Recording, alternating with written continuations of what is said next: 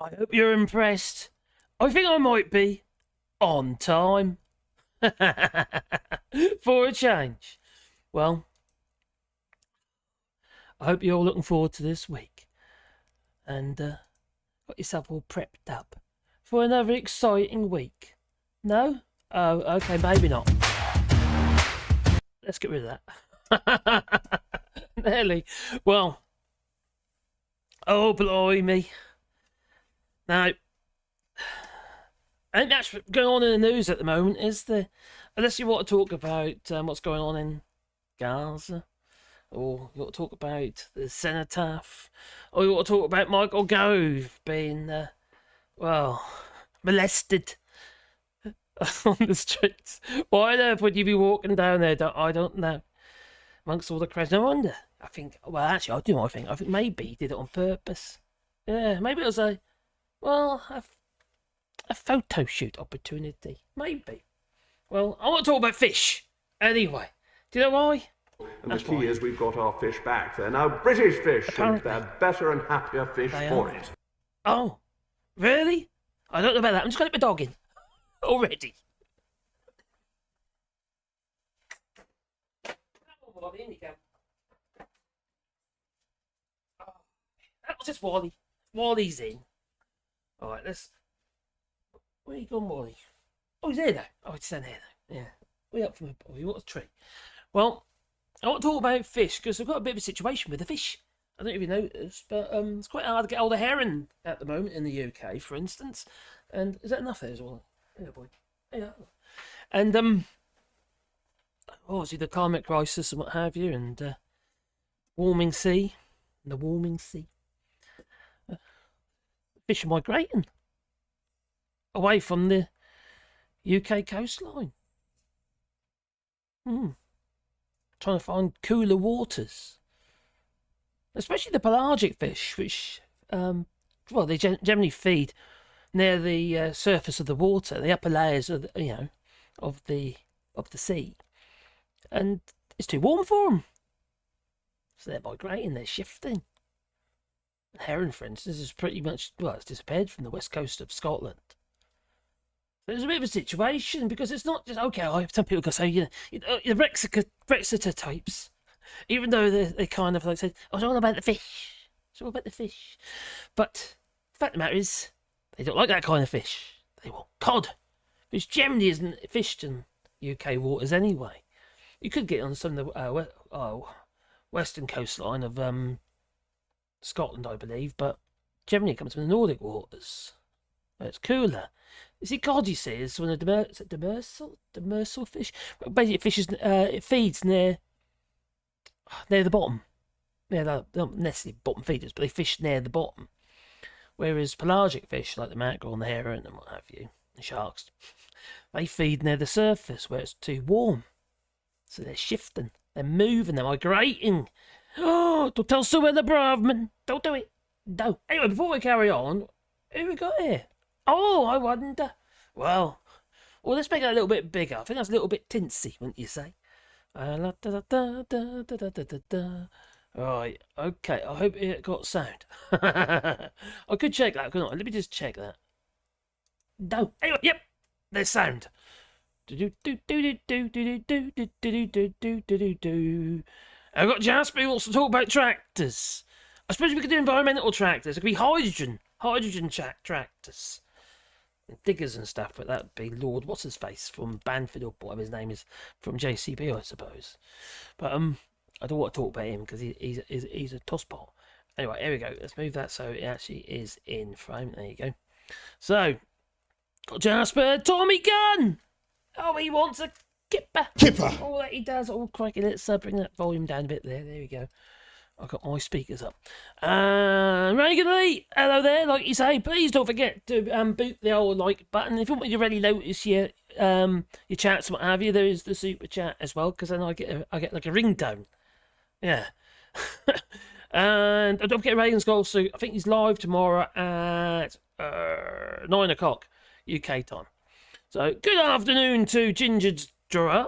I hope you've been busy today, Gingers. Oh, I hope you're well. And oh, that's me. Bonsoir too.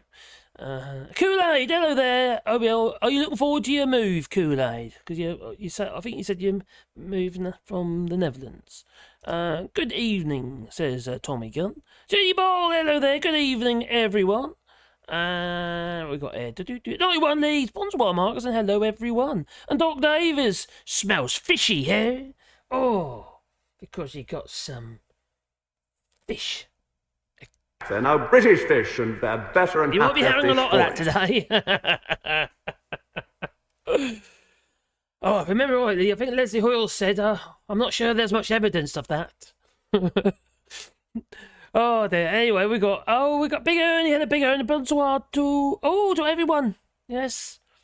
Sorry, no. Says Jasper, are you referring to hydrogen-powered tractors? Do you like your diesels? Well, you get bug in you, does it, diesel? A friend of mine, he got his arm blew up like a balloon. It did. He got infection, blood infection, because like sepsis from a bug that was actually in the diesel. Hello, Joel. Oh, Joel's there. Hello, Joel. Oh, you well? Didn't see you there. And I'm not a giraffe, says Ginger's giraffe. And hello, Simon Wood. More Brexit benefits. What Brexit benefits? I don't know of any. And in fact, I'm scrolling the wrong one up and down. Oh, what an idiot. I've got two pop-up chats going on here, and I'm scrolling the wrong one. Oh, there we go. That's the right one, isn't it? Oh, dear. What the hell does this mean? What's what mean? Oh, it says just hello all, basically, or evening all. Evening all. Evening all. Can only stay for half of Marcus Hour. So you mean you've got to stay for an hour? Oh, that's pretty good. Alright, let me just bring that in over a bit, because I've clipped it a bit. There we go. Let's bring it back a bit. Oh, have I clipped it? A little bit out. That's better, I think. So, Kool-Aid, if you thought Brexiters were a UK phenomenon, there's actually a Dutch version as well. There's a Polish version as well. Generally, they are the right-wing leadership, who should be replaced very, very soon with Donald Tusk. Hello, Wim. Hope you're well. All sorts of Marcus and fans, and good evening. Hope you're well, my friend. Hope you're well. No Thomas mopeds. Oh my God, not those things. We have these things called mobiles here in France. They used to be very, very popular. They're ones with little pedals on, and they're little little scootery things. Like 50cc jobbies. And then you had there's another one with had a little engine. It was actually mounted on just in front of the handlebars. It had like a wheel on top of the wheel and motored you along. There's like clubs up. there's clubs here in local club. You get like 50 or 60 of them all down the road. It's just crazy. It's nuts to see, Just enthusiasts, And we got mooted. I'm not mooted. Who told me I'm mooted? Let me double check. No, I'm not mooted. You're fibbing, you are. You're fibbing. Oh, dear. Oh, cry, got another dog who want to come in now. Oh, cry. I just got to let me have a dog in. Oh, God.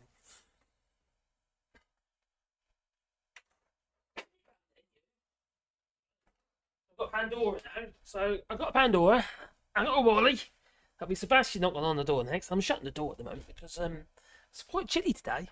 I've got this tiny little heater on, and I'm trying to keep it on low, you see. Save some electric. Because we haven't got the main heating on at the moment. So, anyway, big bonsoir. I'm on the wrong one again. So, and we come down. Simon Wood, more Brexit benefits, and now even the fish have voted to leave. They're migrating, they are. They're like immigrants. Or migrants. Migrant fish. Oily fish. But this is actually really, really serious. This is people to, I don't like this fish. The Brexiters go, I don't like that fish anyway. Or oh God, I like plaice or whatever, haddock or whatever. But the thing is, you see, the predators, they like that fish, as in the bigger fish, like the tuna and stuff like that. The fish that they probably do like to eat. Maybe, I don't know, tuna mayo sandwich or something. Oh dear. If climate change continues to warm up British waters, we might finally get a decent... Maybe. You may. How do you pronounce that? Say Boulabas. in Blackpool someday. Well,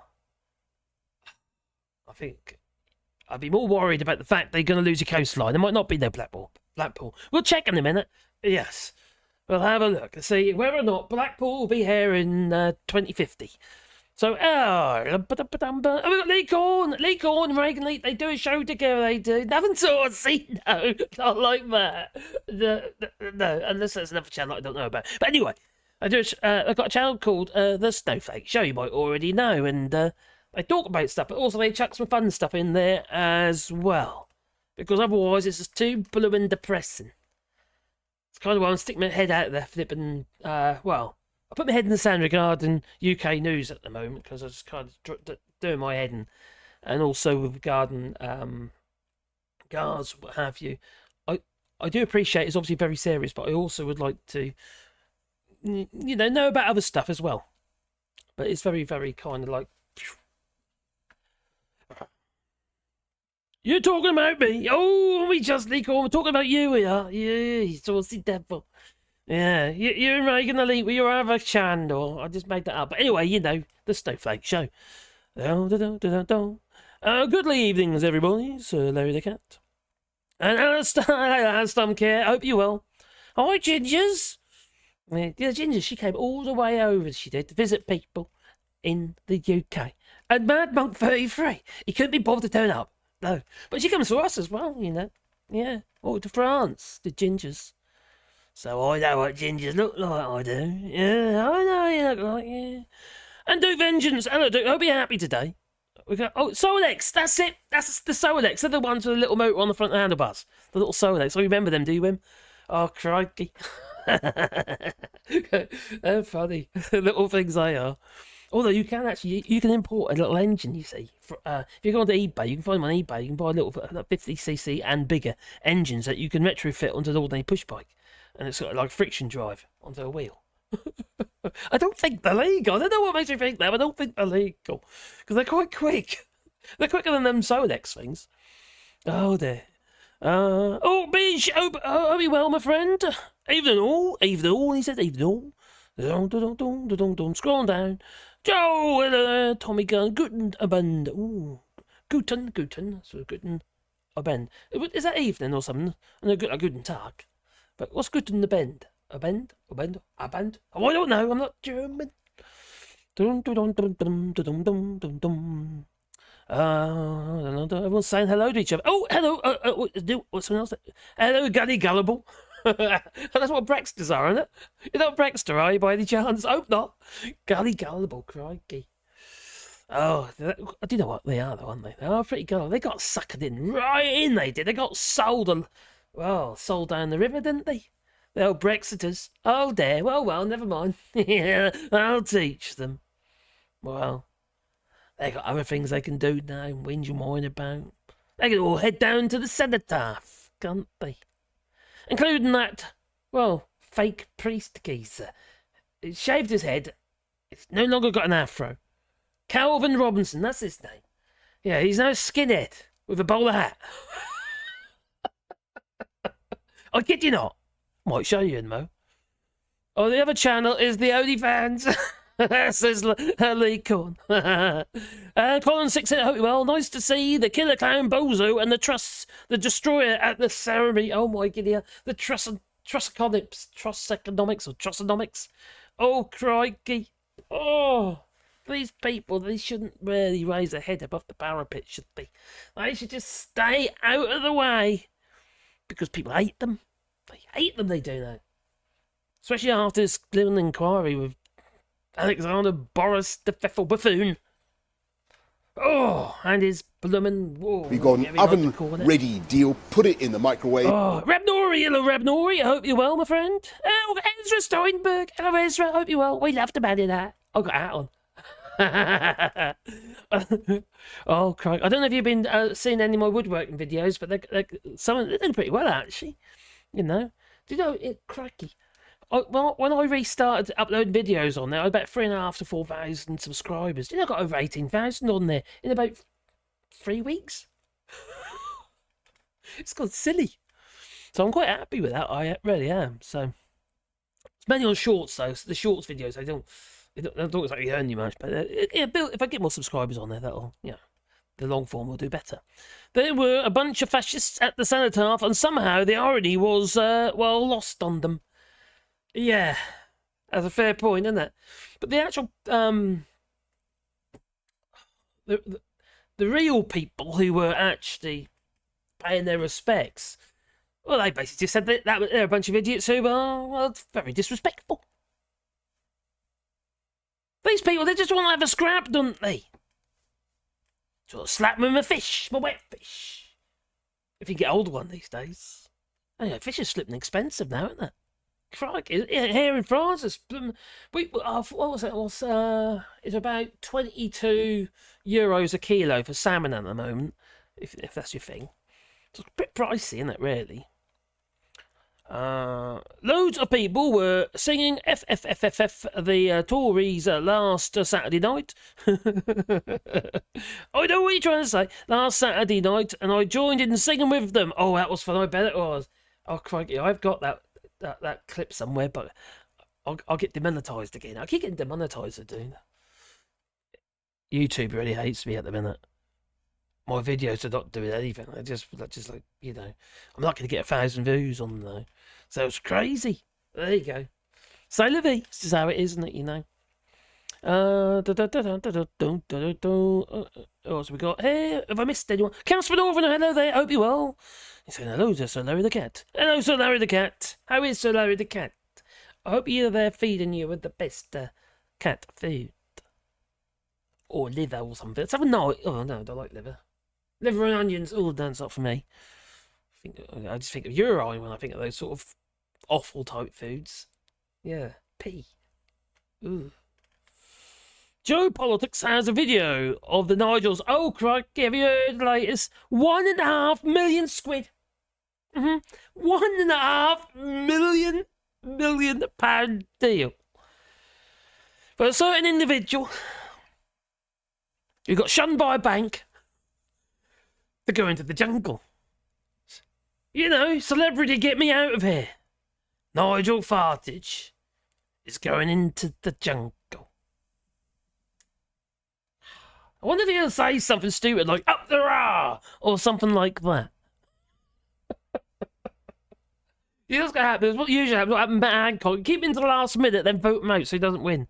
But get as many flippin' tasks as possible. Get him to eat as many rodents and bugs and ostrichanuses and spiders, whatever they're going to feed them with. There again. He's a bit of a reptile, isn't he? So you probably enjoy it. So, far right are basically the orcs from Warhammer 40k. Oh, God, I've got them Warhammer for years. Hello, William George Fraser. I hope you're well. Evening to you, too. Oh, the orcs can be nice, too. I suppose. What are you drinking today, Marcus? Is it Scrumpy Jake? I have not drank a thing for at least 2 weeks now. I am on a diet. And do you know what? I've lost 4 kilos.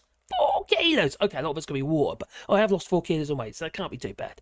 So I do need to lose a lot. So when you reach the ton mark, you suddenly realise, hang on, I better do something about this. So I've been on a bit of a weird diet. I'm on a keto diet, so all I'm eating is loads of fatty old meat and stuff like that, and veg. And lots of veg. You must eat lots of veg on that diet, obviously, you have the trots. And I lots of herbal teas and stuff. I like regularly, which is basically licorice tea. And I've got my electrolytes here. And that's my electrolytes. It's not this is not urine. Just so you know, I don't drink urine. Okay, it's not my thing. I know some people are into it, and some people like to eat poo in the form of tablets. Yeah, you can get poo tablets. Lovely. The frog face in the jungle. Oh my God. Oh God, have I got that here? I think I have. Where's frog face in the jungle? Frog face. Oh, there he is. Let's put that into... Okay, I'll put it into there. Just so I can show you for a second. Oh, I know what. Actually, let me just do something quickly. Then we'll get into what I want to get into. Is that one? Is it that one? Oh, crikey, is that one? Not that one. Not that one. Is that one? That one? That one? No. Why are they coming up? It's not that one. Oh, there we go. Okay. So not that one. Oh, press all the wrong buttons. That's what you usually have. There he is. A 1.5 million deal. It's the biggest deal they've ever done. What warrants that to have that geezer? Although I must admit, I know what I'll be voting for if I did vote. So yeah, it's the highest fee ever paid. So he's just landed in Australia. Blimey. Whatever next, eh? These people do anything, won't they? Do?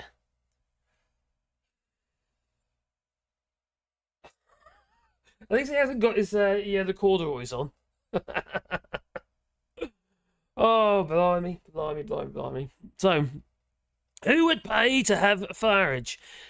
Well, I think people would pay to have Farage because there's lots of people out there who would like to make him suffer. Like me. And possibly you. Oh, dear me. Could you imagine it, though? Oh, crap. We thought Matt Hancock was a bit weird, but God, Bennett, to have him. No, so whether it's nasty, taking the right of people living in tents, and I understand if they are in the city centres, but I don't even understand that. I don't care. I don't think if someone's having to, they're so down on their luck, they have to live in a tent. Sod it, I don't care. They can live wherever they bring one like. They can pitch a tent wherever they like, as far as I'm concerned. If you haven't got if you're that down, come and sit in a nice big field here. Come and pitch a tent in there, and we'll feed you and all. So, anyway, I just think it's disgusting. That woman is foul, and the fact that she hasn't been sacked is just it's just utterly disgraceful. And Sushi Sunak is basically what he's doing is he's tarnished himself with the same brush, but we all knew that already because he's a bit of a yeah, he's a bit of an ass. You know what I'm trying to say. Well, on top of the fact that he's properly corrupt. So, disclaimer. GoFundMe won't allow it, though. Oh, no, won't it? Won't allow? What won't it allow? I'm confused. Oh, what do you mean for him? There we go. Back in here. Oh, on top chat. Good to live chat. That's better. I know a lot of people who would pay to get a ride of Farage. Ooh. Needs the money to pay off the Reform Party debts. Quite possibly, you might have something in that, I better get all the Bush Tucker trials. I bet he does know. He's.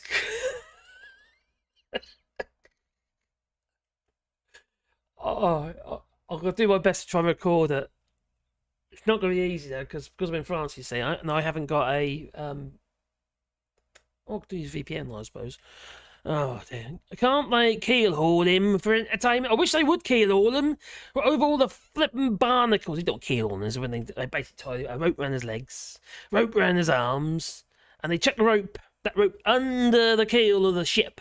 Usually the old tall ships, square riggers and what have you. And one person will be pulling one end and releasing at the other, and the other person, once they've got the breather, back under he goes. Before you know, he's got no skin.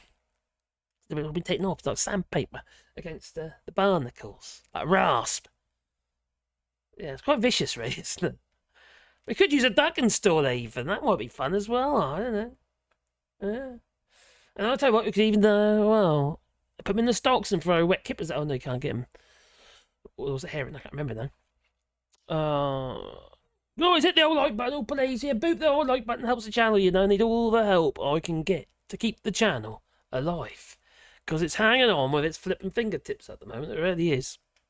Get to a point where you have to think, hang on, am I doing the right thing here? Do I need to maybe do more work in the workshop or something and earn actual money? So can they not drop him in the wrong... Hopefully the parachute in and there's a hole in the parachute or something. That'd be quite cool. Not so fast that it's obvious that he's going to, he thinks maybe he stands a chance, but when he gets to the ground, it's a little bit too hard. Yeah. And his ankles end up here or something, poking out of his ears. Oh, sorry, did I say it out loud? Oh, dear, I do apologise. Keel Orland sounds like a proper treatment for Putin's deckhand. We could scupper him as well. Do you know what scuppers are? The scuppers are the little flappy things that are on the sides of the deck. You've got the gunnels and what have you, and the freeboard way, and they're in there, and that's what allows the water to get out. The scuppers. Yeah. Do. I'm at Heinz 57, man. Are you, Jasper? Okay. There we come. Can't Farage not just get lost in the bush somewhere in Australia? Did they do it in Wales or something one year or something? Or somewhere else? I don't know. Can they drop him in the wrong jungle? Leave him there, Sajivo. North Sentinel Islanders will make a meal of Farage. Oh, please. Might give them an upset tummy. It's a bit tough, I think. You'd have to... I tell you what you have to do. You have to cook them like a goat. You know, or mutton. Or you could do like a traditional... like a ground oven.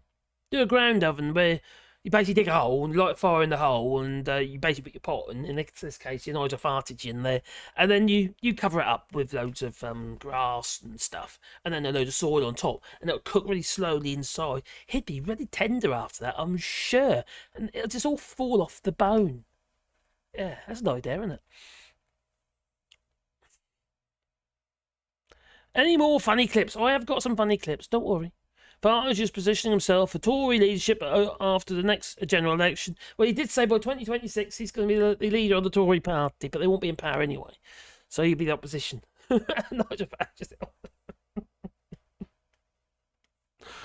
Oh dear, he'll be so abusive.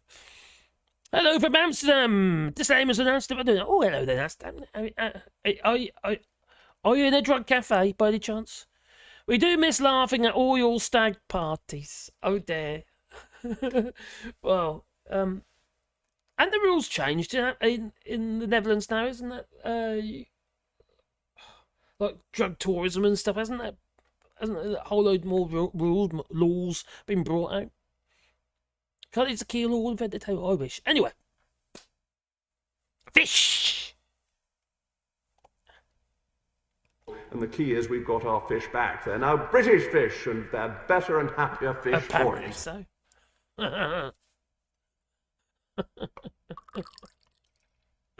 Well, and well, I was going to say something else, but I don't know if can I say that. Well, probably. I don't know. I'm past caring, to be honest. Anyway, oh crikey. Now there are positive things, but also some of it's just regarding the fish migrating. It's just going to be they're just going to move to different places. They're just going to migrate away from. So, but they can say saying that some of the fish that might have been nearer the equator will move to the cooler temperatures, such as well UK was. So we just get different fish. That's what it seems. So you got your pelagic fish and what have you. They're the ones that they basically munch on they feed near the surface. Fish like sharks are pelagic, aren't they? Mackerel, herring, and all that. They're pelagic fish. Pelagic? What's a pelagic? Pelagic fish. And then you got the the fish like the cod and what have you. That fish, and the flatfish as well. They basically feed where the water's more, the temperature of the water is more stable, and the pelagic fish, they tend to have more ability to maintain that to adapt to water temperatures and what have you. Remember that fish are cold blooded, don't they? They're not like us. We can cool ourselves down. We sweat. Fish just get wet, so they're very reliant on the water that's around them. So with the is it demersal fish? Yeah, I think it's demersal fish. They feed near the sea bed, and that includes the cod and what have you. So they're not. They generally follow the water flow, whether the warm water flow, until they find a feeding ground. So there's food for them. Whereas the mackerel and the herring, they can migrate for miles and miles and miles and more, hundreds of miles, until they find water temperatures and also food to sustain them, because when you've got the planktons and other food sources, what have you, and then you got the actual the seaweed and whatever, it's dying off. So these fish are gonna, because the water temperatures are increasing, so they're having to find cooler water temperatures, and obviously like they're in the mackerel, pelagic fish will then migrate to find those the feeding grounds, and they're the surface. Now, I know a lot of people said this before, but obviously the climate crisis has emerged as a rather potent threat. This delicate balance of marine ecosystems. Well, and it's jeopardising the survival of this aquatic life and what have you, and a variety of different species, and obviously including the pelagic fish. They're the ones that seem to be most at risk, in the sense that, regarding the UK fish stocks, but not just for the United Kingdom either. Sweden, whatever, they're suffering with it as well. There's generally cooler waters up there, obviously, and they're having to do certain things to, which we'll look at in a moment. Actually, I've got some articles here. So they've got certain policies and things they're doing to actually try and improve those fish stocks. Whether it works or not, we'll see. But anyway, pelagic fish such as tuna, mackerel, herring, sardines, etc.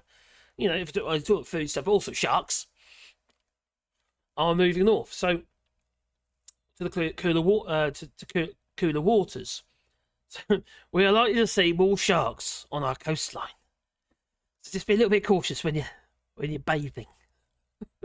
Also other poisonous fish as well you might find, and also jellyfish, etc., etc. So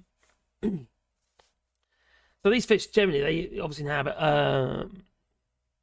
open ocean, but then you've got other fish that basically fish near the warmer waters, near the surface, like sea bass and what have you. So if you're a fisherman, what have you, I don't know if you've done any beach casting, you'd fish, say, the third wave out, and that would generally be where the sea bass, is really good fish actually, where just stick them in a bit of foil and a bit of lemon and what have you, stick them in the oven. Oh, gorgeous. Just mind the spines though, because they're really vicious. Anyway, they're also going to be at risk. They'll move. They'll have to, because the water temperatures are going to be too high for 1 or 2 degrees is a lot for fish to deal with. So one of the primary challenges, I suppose, facing these fish is obviously the warming ocean waters. And as these temperatures they rise, as they rise, these species are going to be forced to migrate to find suitable environments. They've got no choice, haven't they?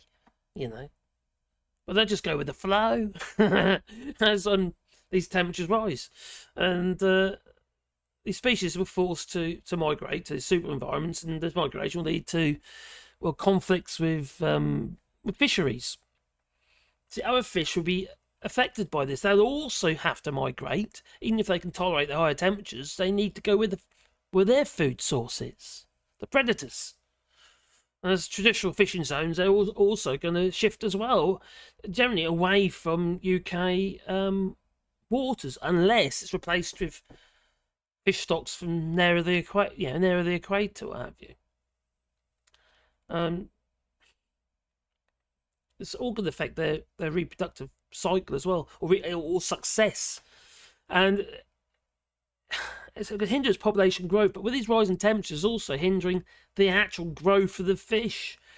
And generally speaking, what's happening is that the gills generally stay the same size, but they grow at the same rate. But the fish is becoming stunted, it becomes smaller. So even though, if for instance, you've got reproductive success, the fish aren't as big. So you've got less fish, you've got less tonnage of fish. This is a major problem, and it's what we have to remember is these fish, they don't just feed us. If you're into that kind of fish, they feed other creatures as well that we might eat. There's a whole cycle. Who's the biggest fish? And don't listen to the latest load of crap where the wind turbines are killing all the whales. Oh my God, what's all that all about? I don't know if you heard. There's conspiracy theories that it's not just the birds now being killed by wind turbines, it's the whales now. The whales have been killed by wind turbines, which is absolutely ridiculous because the actual wind turbines are, well, they're preventing trawlers being able to fish near the wind turbines. It's basically turning the where the wind turbines are into fisheries. Like spawning areas and what have you for the fish, like protective areas, because the fishing trawlers aren't allowed to fish to trawl there, obviously, because the cables and what have you. Oh, it's all a mess, isn't it? You know what we're going to say? Fish! And there was that Nigel Fartage geezer. Oh, crikey, there he was, weren't he? Throwing in the fish in the Thames. And that, Oh, crikey, there's Bob Geldof there. He's giving them the, giving them the sign. Yeah. Anyway. Oh dear. Anyway, let's go back to the chat for a second. Let's see what's in the chat. And I can revive myself. Raymond Garland, why have you got an English accent? Why have you got an English... Me? I'm Norfolk. I think that's in England. What? I'll tell you what, though, it does confuse people when we have a channel. When I make videos on this channel, right, there's people they hate my voice. Well, on the other channel, I'm getting compliments on my voice, on my woodworking channel.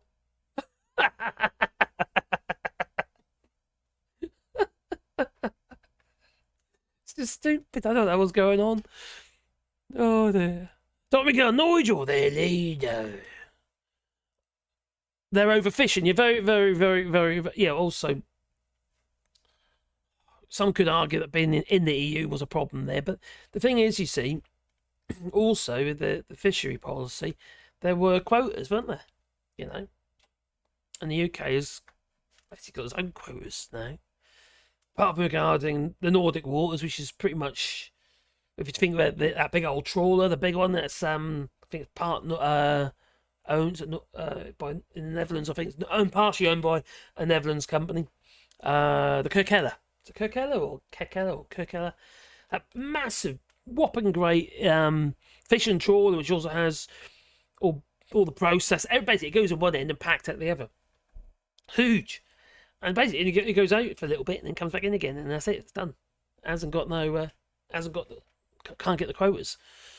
Oh, hello, Rabnori. British, they are fish. Free swimmers in their own waters. As a resource for human consumption, that they are at risk from pollution, poop, climate change, and overfishing. Mog has a velvet cod piece. Oh my God, can you imagine him in Blackadder? He'd be an ideal. Oh, crikey, he would really be a character. He is a character. Is he a character in Blackadder after? I can just imagine it now. Oh, so Larry the cat and the firm grip on the handles. Some guns have a heck of a kickback. Oh, what? So low. What is that? Tuna sarnie here. Ooh, tuna sarnie. I can't have bread at the moment. Not allowed bread. I can have tuna, but I can't have bread on this diet. Carbs, you see. But you must replace it with lots and lots of vegetables. I'm sure I have been eating loads of veg. Have I missed something there? The UK is full of frozen fish and cod done. And the rudder and the mackerel and the octopus don't want to live in the UK. They say it'll be back if you abolish Brexit. Maybe. But we're getting a lot of cod at the moment from Russia. Russian fishermen supply a majority of the cod that's coming into the UK.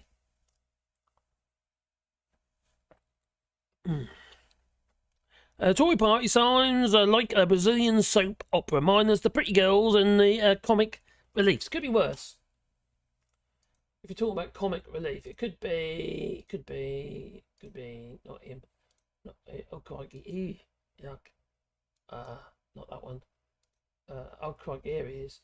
How about this geezer? Oh crikey, no, don't do it. I'm going to. There he is. Oh dearie me. Calvin Robinson. Normally he has an afro, And now he's got a bowl of that. There's no way he fits his afro. But he shaved his head off, basically. Not his head. Wish he had, but no, his hair. And now he's like me now. but without the charm. And yeah, what is it with the bowler hat and the collar? Oh, my God, there we go. Come on! With his friends, he is. He's really close. Yeah, all the right-wing fascists.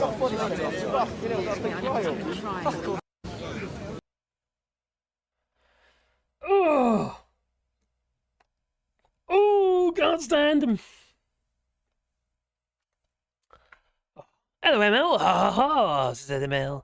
Minus the party. Oh, Kemi seems. Oh my God, not Pet Kemi Badnock. My God. The business secretary. It's all a bit useless. Oh, Gordon Bennett. Gordon Bennett or Gordon? Gordon Bennett. Gordon Bennett. Kemi seems to be a special kind of girl. Too calm for the Peruvian marching powder. Oh. Oh.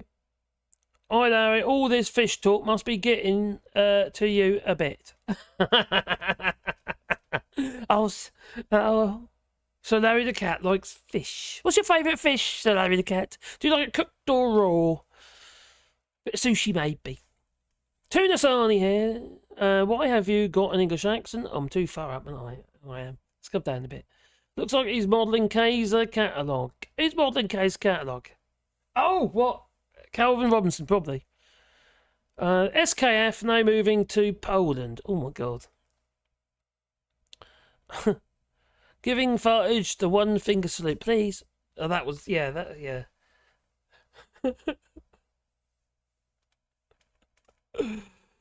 British fish. Free swimmers in their own waters as a resource for human consumption. They are at risk from pollution. Oh, we've done that already. Oh, I'm too far up, aren't I?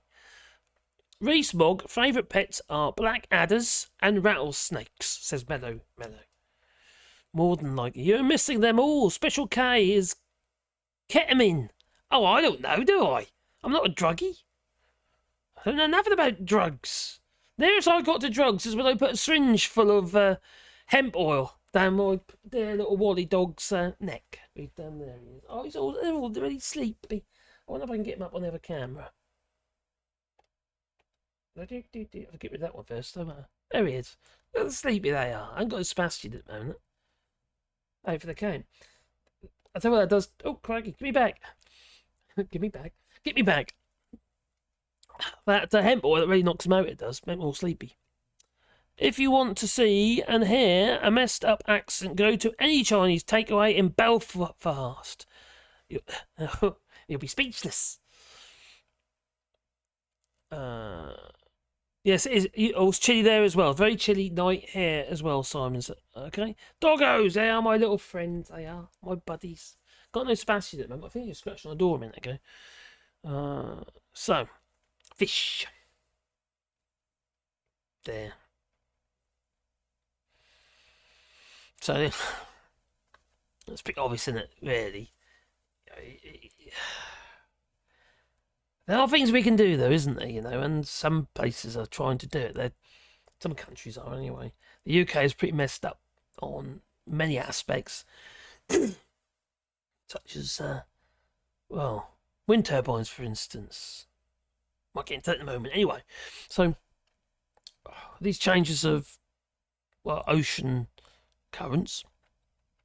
Is it El Nino at the moment? Well, Mimo, whatever it is. Oh, no, anyway, so changing oceans currents have been driven by climate change, further compounding the challenges for these pelagic fish.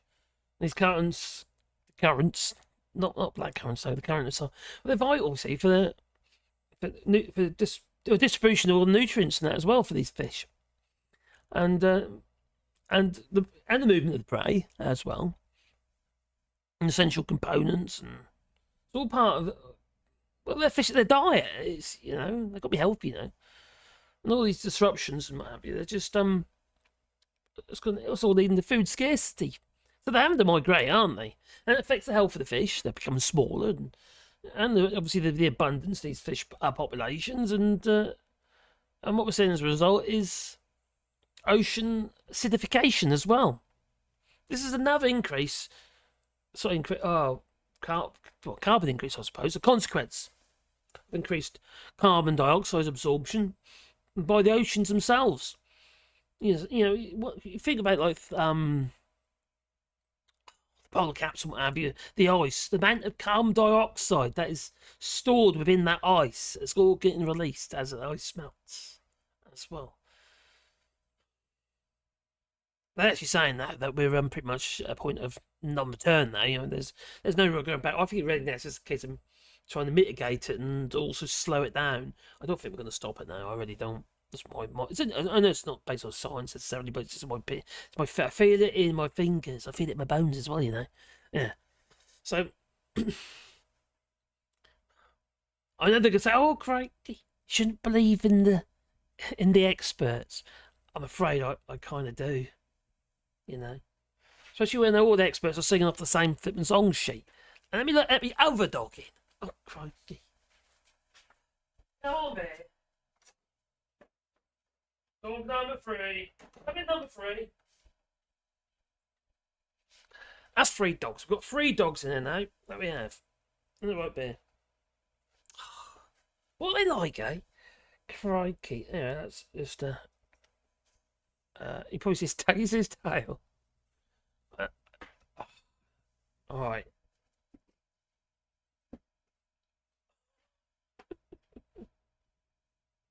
And there's Wally, bang on the head. And that Pandora's like, what about mine? She's very impatient. I always break hers in half because she's a weight problem. There you go. Oh, back in. Little devils that they are. So, now yesterday, I remember when I did my live stream yesterday, little Wally had a fit, a very mild fit, but he had a fit. He didn't really scream or anything like that, or he has done in the past. But yesterday I didn't give him any of the hemp boils. We were doing a bit of a test really. So then we obviously had issues. And today, being hemp boil, we had no problems at all with him. So he's yeah. So I have to give him a bit of a boost with it though, to start getting back into the flow again. So we're pretty confident now that the hemp oils definitely help, and there's especially CBD in it. It's not hallucinogenic or anything. It's not a psychotic drug, no. So anyway, this is well, I was talking about acidification, when I. So acidification can also weaken the shells of the key organisms. Obviously, it's acid in it, in the pelagic food web. And it impacts the entire ecosystem. It's not rocket science, really, is it? Acid is pretty acidic and corrosive. So anything that we swimming in waters, what have you, that are more acidic, is obviously not going to be good for them, is it? As a base of the food chain, as a result, is basically obviously compromised. These little critters are all pegging it.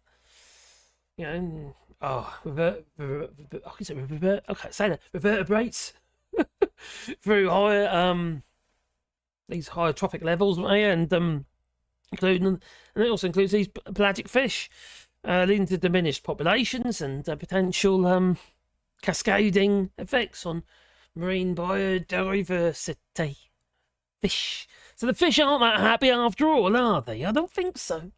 No. He was talking bollocks. That's what he was.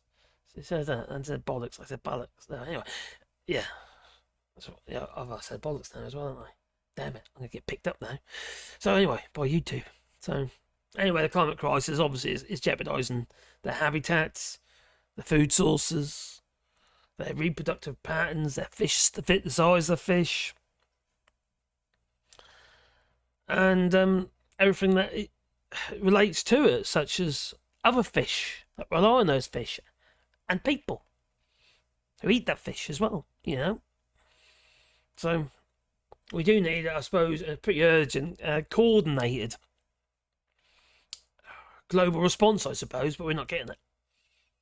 All we get is rhetoric, all we get is talk. It doesn't, I have very, very little faith in it. I really do, because people don't want to make a change. Most people won't make change. And people are suffering at the moment as well, so, you know, it's quite hard for people. And it seems to me that everything that you feel they want, you know, anything that is positive to do, a lot of the time it costs more money. You know, unless you're going to grow your own food and stuff like that, well, then quite frankly, it's not always possible, is it, for everyone? It's not possible for everybody. Not everyone's got the land to do that, you know. Might be grow a little bit, but not enough to feed a whole family. No. It's like obviously the oil situation and what have you, in the garden, heating people's homes and fossil fuels, and you know, people aren't going to make the change when they can't afford to. They're not going to change their gas boilers, are they? If they can't afford to. So, I think we should all huddle together and keep warm. Group hug! So, it is a bit of a worry, isn't it? And it is certainly quite a major concern. I think so, anyway. Back and chat before we forget about you. Excuse me, I've got wind. Oh, do I have wind? That end, yeah. Do you know my dear missus, she can't burp anymore. She can't burp. She can fart. She certainly a bit. She certainly farts more, but she can't burp. No. She's had this procedure done, you see, operation, where they basically grab it at the stomach and they wrapped it around esophagus, like to tie it up because it was open all the time, and that's getting a lot of reflux. And now she can't burp. So if she ever feels like sick or queasy, she has to put up with it. She can't throw up. It can be quite dangerous. She has to, you know, be able to make, you know, if she has a situation, she has to go to the hospital. So, anyway, where were we? Where were we? Oh.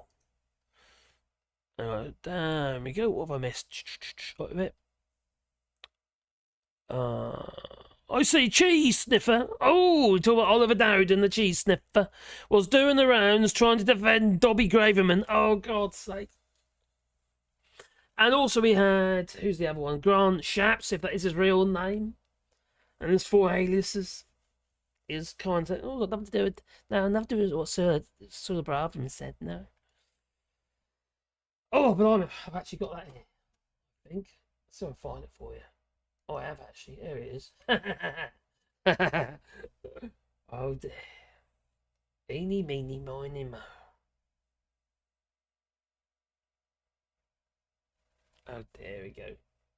There is a limit, and that's where people breach the law. I was here in Whitehall yesterday, and unfortunately hearing from some of those extremists who were here purely to disrupt proceedings, purely to cause problems, many of them arrested. And then, of course, on the marches, some people there with banners, some people shouting things which clearly breached the law as well. As I say, as long as it's legal, well, that's fine as well. It's where it's illegal that it does need to be prosecuted, and people need to be... Well, you say it would have been better to know that there are focus... limits.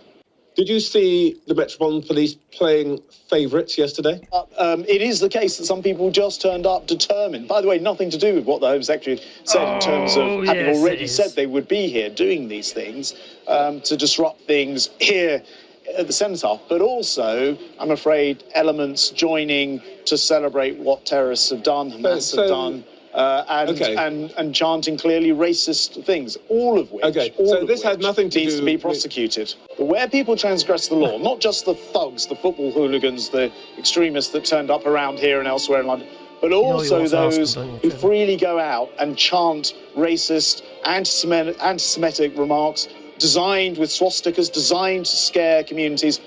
Each of those need to be arrested and prosecuted and feel the heat of what they've done. The Home Secretary was not acting as a peacemaker here. She was an agent provocateur, actually. Look, first of all, you can talk about the number of arrests. That's because the police, as they rightly say, were here dealing with with violence, and that moved them away from being able to deal with the main march, where there were certainly plenty of people chanting in a way that would doubtless breach the law. You and I were both there. We saw the people involved. I mean, I can show you the footage that I took on my iPhone if you want, and we know that many of them were only there because this had been created as an item of controversy by your colleague. Are you guys not going to take any responsibility for this? Those people who were going to come and try and disrupt this weekend had already said they were going to do it. They were doing it in their own twisted way because they were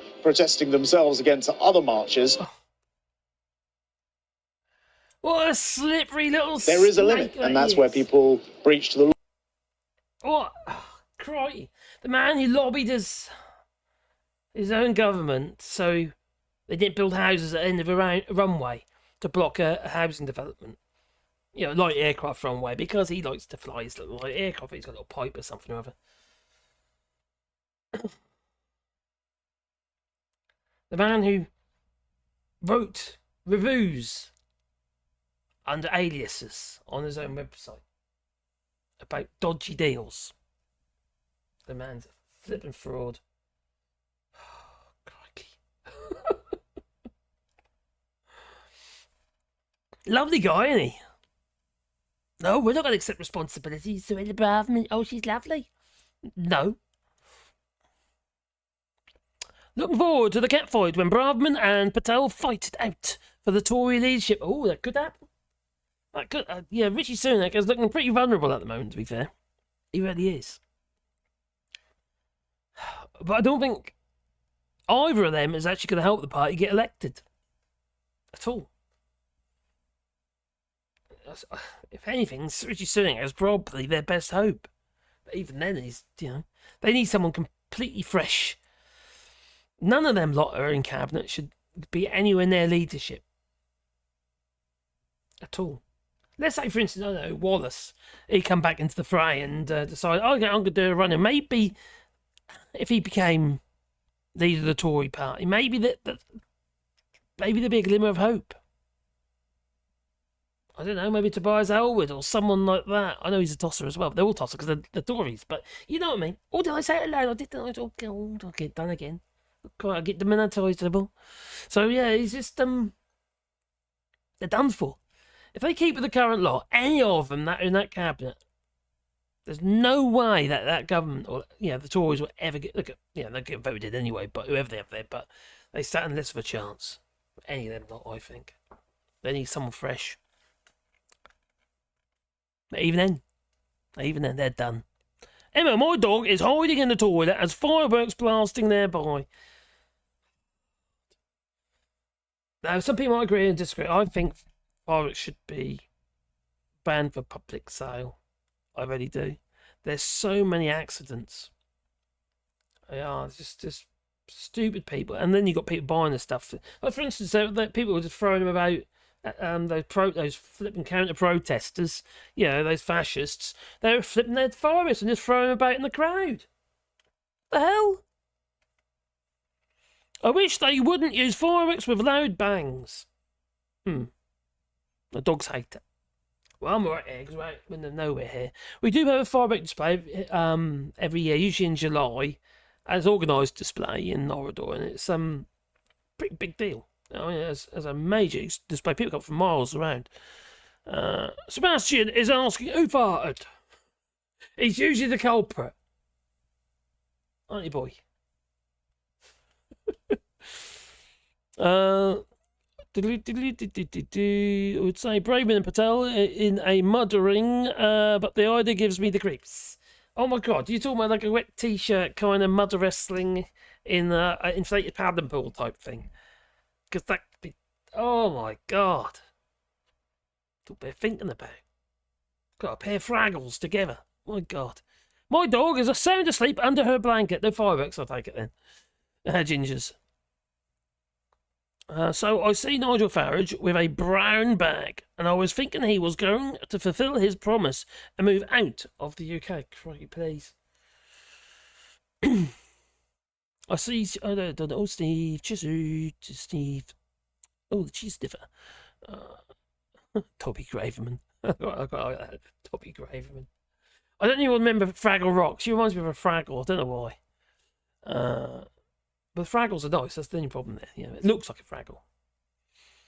Looking forward to the cat fight. Oh, you saucy devil. My dog's hiding. Now we come. What was that?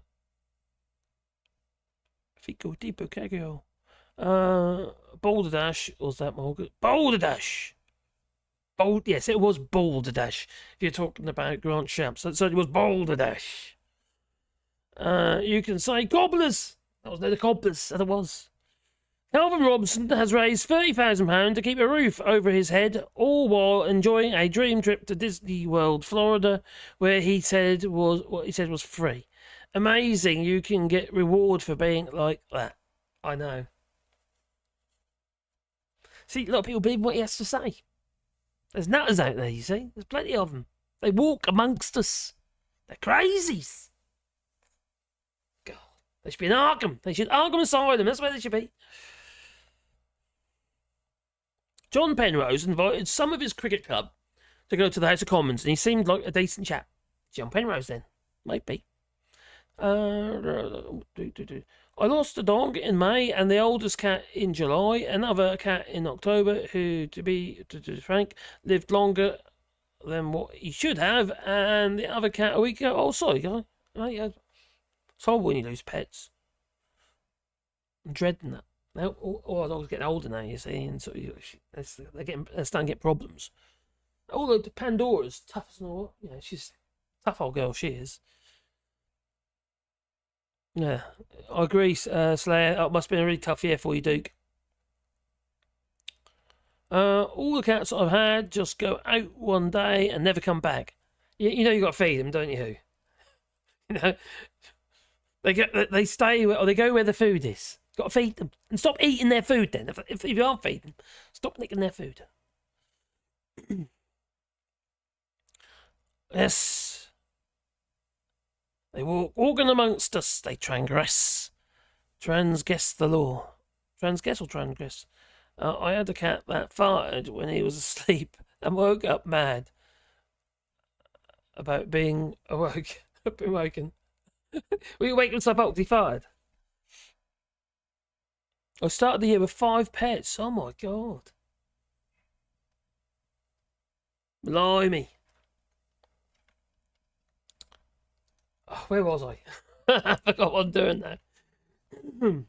Yeah, there are solutions though, if you can't get enough herring and what have you, fish for herring, there are alternatives. There are alternatives, which is good, There are other fish that you can eat, such as Sweden's herring shortages put fermented roach on the menu. I don't think their roach is like our roach in the UK, because roach in the UK is a river fish and it's a bottom feeder, and they taste the mud, a bit like bream or something, bit mud, but they don't taste good. No, you can eat pike and carp and stuff like that. You can eat that. Yeah, eat your koi carp. That's it. So what they're doing is in Sweden, because there's a herring shortage, they're putting fermented roach on the menu. Does that tempt you at all? I mean, I get a little bit bigger, maybe. Not too bad, is it? You've got to have your fermented roach, Oh, what would you have that with? Fermented cabbage, sauerkraut or something, though? God's sake, that's disgusting. They got like that pickled herring and stuff like that, doesn't you?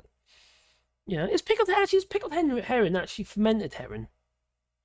It's not actually pickled, is it? It's fermented, isn't it? Anyway, so the shortage of herring has pushed a producer of Sweden's famously stinky surströmming, whatever that, surströmming delicacy to experiment with fermenting roach instead. Björn Lundgren, who produces fermented herring with his brother Lars on the I'll just say peninsula outside Umeå, said that the idea of using roach and other fish as a herring replacement had come from the musician Stefan Sundström, a friend of the brothers, after they complained of a shortage of herring in the area. Now, herring has pretty much disappeared off the coast of Scotland and in many other areas as well. It's a massive herring shortage. Now, the reason why I'm doing about this video is actually a caller into LBC, basically, James O'Brien's show. I don't know if anyone's sort of heard it. He said, "Have you noticed there's no herring? Why is there no herring in the shops anywhere in the UK? As far as he knows, I haven't checked. I haven't looked, but apparently there's no herring. So so yeah, there's a shortage of herring in the area, and it was partly because it would be tasty, but also did it as a bit of a joke. It would be tasty. Roach be tasty. I don't know what roach tastes like, so." And he said there's a big shortage of herring, but there's a lot of roach. Oh, God. So the roach, known in Sweden as amort, sounds like dead, en français, you put an E on the end, is a common both in the lakes and in coastal areas of the Baltic Sea. The Lundgren brothers have so far prepared around 50 kilos of fermented roach, experimenting with different recipes, and alongside different recipes alongside Sundström. At least one, they claim, had very tasty results. Okay. Now, when Julia Headland, a reporter at Västerbotten for the state broadcaster SVT, tried the new delicacy, she was doubtful. However, reporting that the powerful aroma gives her the foretaste of what is to come. Osh, osh, osh. I don't know what that means. She says on a clip after tasting the roach, "That taste is going to stick with me for the whole day." That doesn't sound a very good idea. That sounds foul. What? The brothers are now considering putting a much larger quantity of the roach in their fermenting barrels this summer, with much as half a ton in production. Ooh. Ugh. I like roll mops, roll mop herring, pickled herring. That's quite nice. It still is. It's a bit of an acquired taste, isn't it? So it takes a pretty long time to prepare, 7 months or so, and then we're thinking of canning it and put it up for sale to the general public, Lundgren said. You can buy any? Do you fancy any? Because I don't know if... Oh, I do. There again, you don't know until you try it. Don't knock it until you try it. That's pretty cool. Anyway, so... Anyone fancy some herring? No?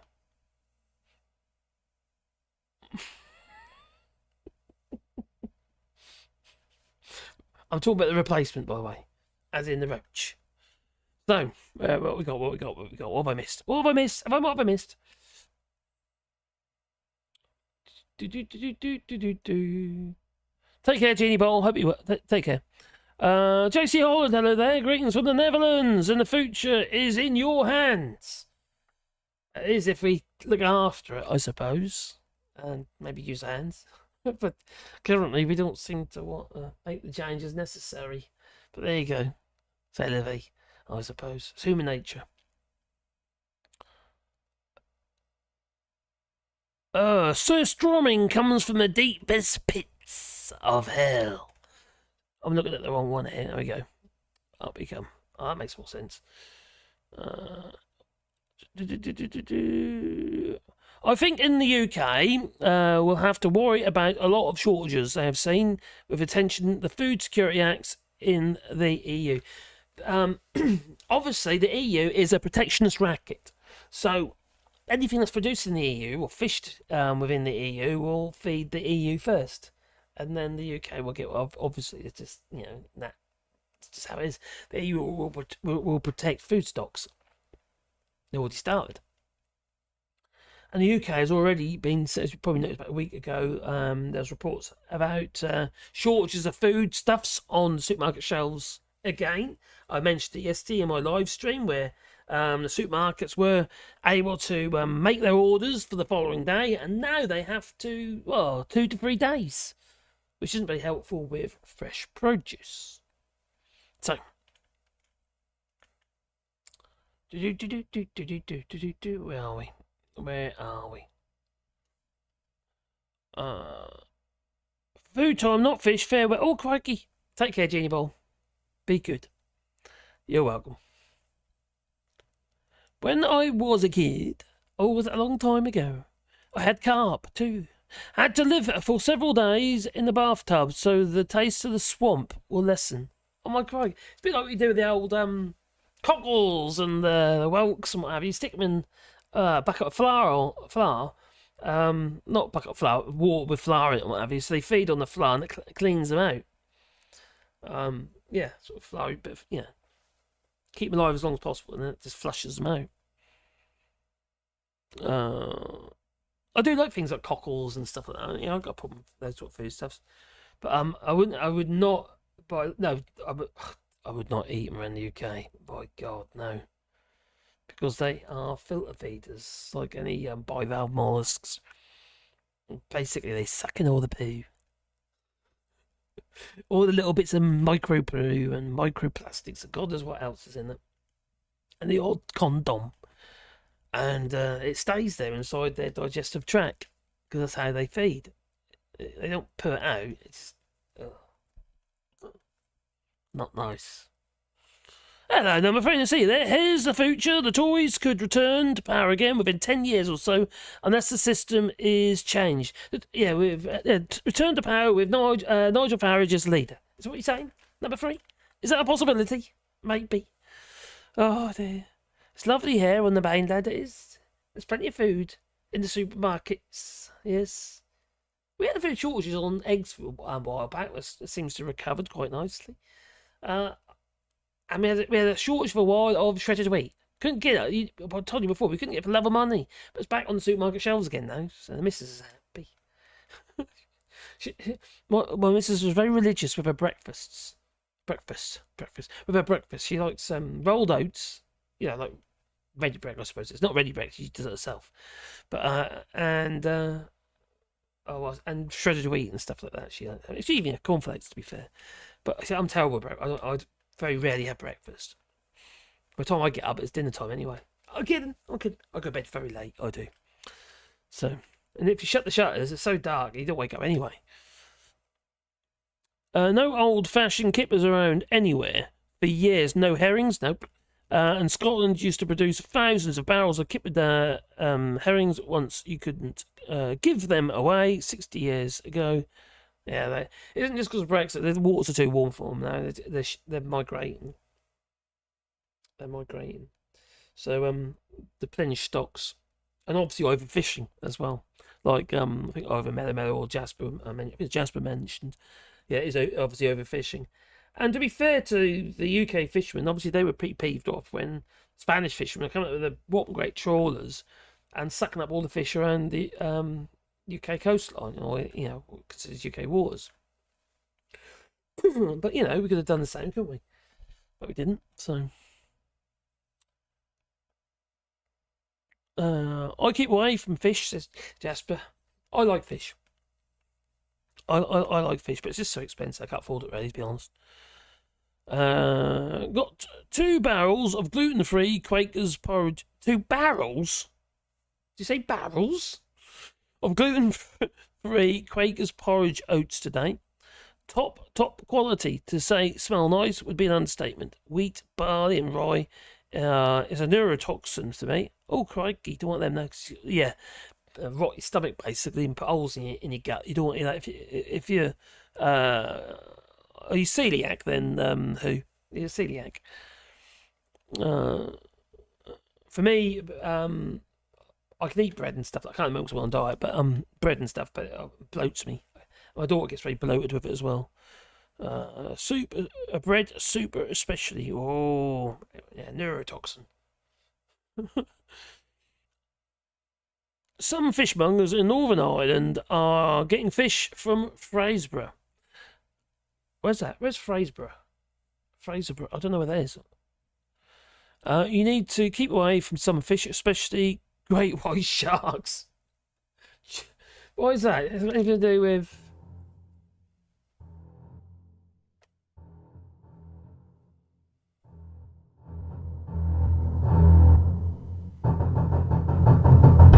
Do you think so? Maybe. I'd keep away from them. That I would. Oh, Scottish porridge oats, best on earth. Or the Scots. Yeah, they're like is that like a ready bread, or is it actually like just porridge oats? Play feed the feed the probeagle. I don't know this. Cider rots your stomach. Avoid it like the plague. Does it? Well, I've done I've done about 80 pints of the stuff, if not more. But I can't drink at the moment because I'm on this diet. Scotland marks North East Coast. Oh, thank you. I didn't know where that was. Hello, Ruth Guffery. I hope you're well. It's in Scotland. Cider rots your stomach. Does it really? What about cider vinegar? Apple cider vinegar. Apparently it's good for you. Good for your belly. Now, my dear missus actually, this is, gosh, she's been last 4 or 5 years now. She's been she's been all sorts of problems, health problems, all relating to her stomach and what have you. She started off with with the gallbladder problems, septicemia. They lost her, she died, and then she had to have this esophagus thing done. So the whole thing is just all related, just like a chain reaction of problems. And she just had a procedure done. This was last week, where she had to go to Limoges Hospital, says you, and they basically put a finger up her nose into the stomach and a little meter on it, a pH meter, and it recorded every time she ate anything. She pressed the button and stuff like that, and it recorded her acidity levels in her stomach. And she showed me, all right, and it was the pH said 8. Well, actually, 7.4. It said 7.4. I thought, what? That's not acid. Stomach acid usually ran the 2 mark, It's very, very acidic, obviously, because that's it can dissolve bone. It's a sealed system. You don't want that leaking into the rest of your body. But Caroline's was peeking on into the into the alkaline, not acid. And the reason for that is because the acid that's been in her body, that's been produced by basically the stomach wall, it's been neutralised by the fact she hasn't got a gallbladder, and her bile, which is the alkaline, which is generally around 8%, and the gallbladder brings it down there as acid. But that is what stabilises the acid in your in your stomach. But the bile is just dripping through constantly, and it's too much of it. So it's making her, basically, it's caused all sorts of problems, as you can imagine. So, anyway, we'll see what happens. I'm not classic celiac, says who's epididymitis. Just autoimmune reaction in the gut and attacks nerves. Oh, nasty. Diagnosed 3 months ago. Never felt so good after 3 months, wheat free. And brain fogs are totally gone. Excellent. Hello, David. David Drago's here from Spain. I hope you're well. Hola, says Joel Marios. How are we talking about stomach acid?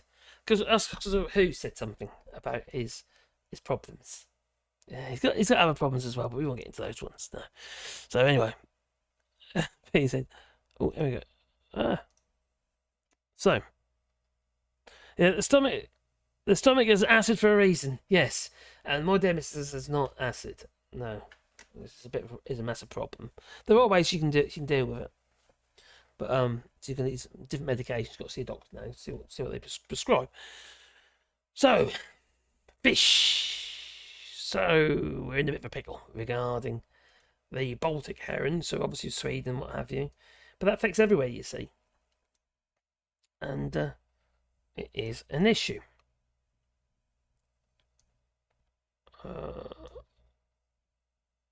Right.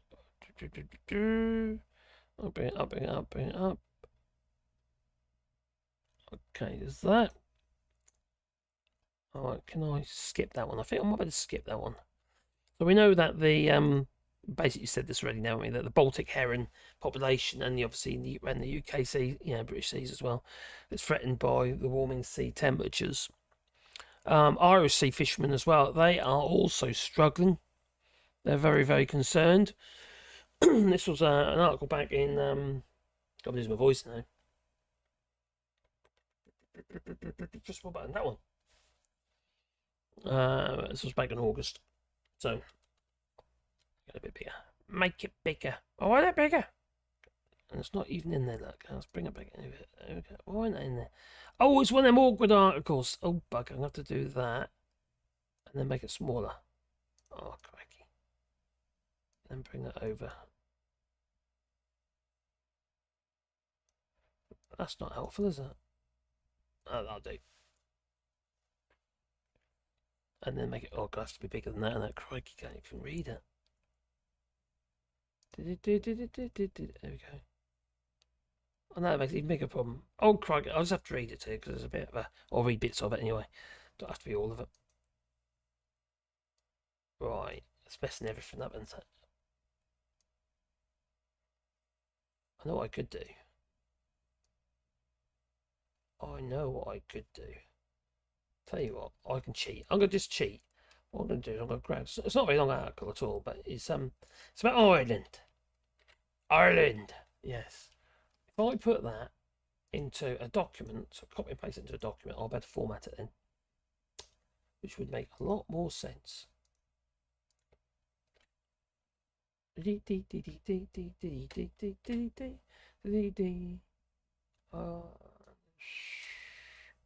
Oh, it's going to be a lot more. That's going to make a lot more sense than it is. And now I can make it bigger.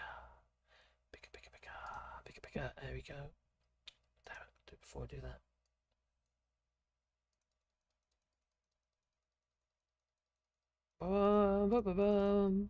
Right, anyway. Okay, so I think I've solved it.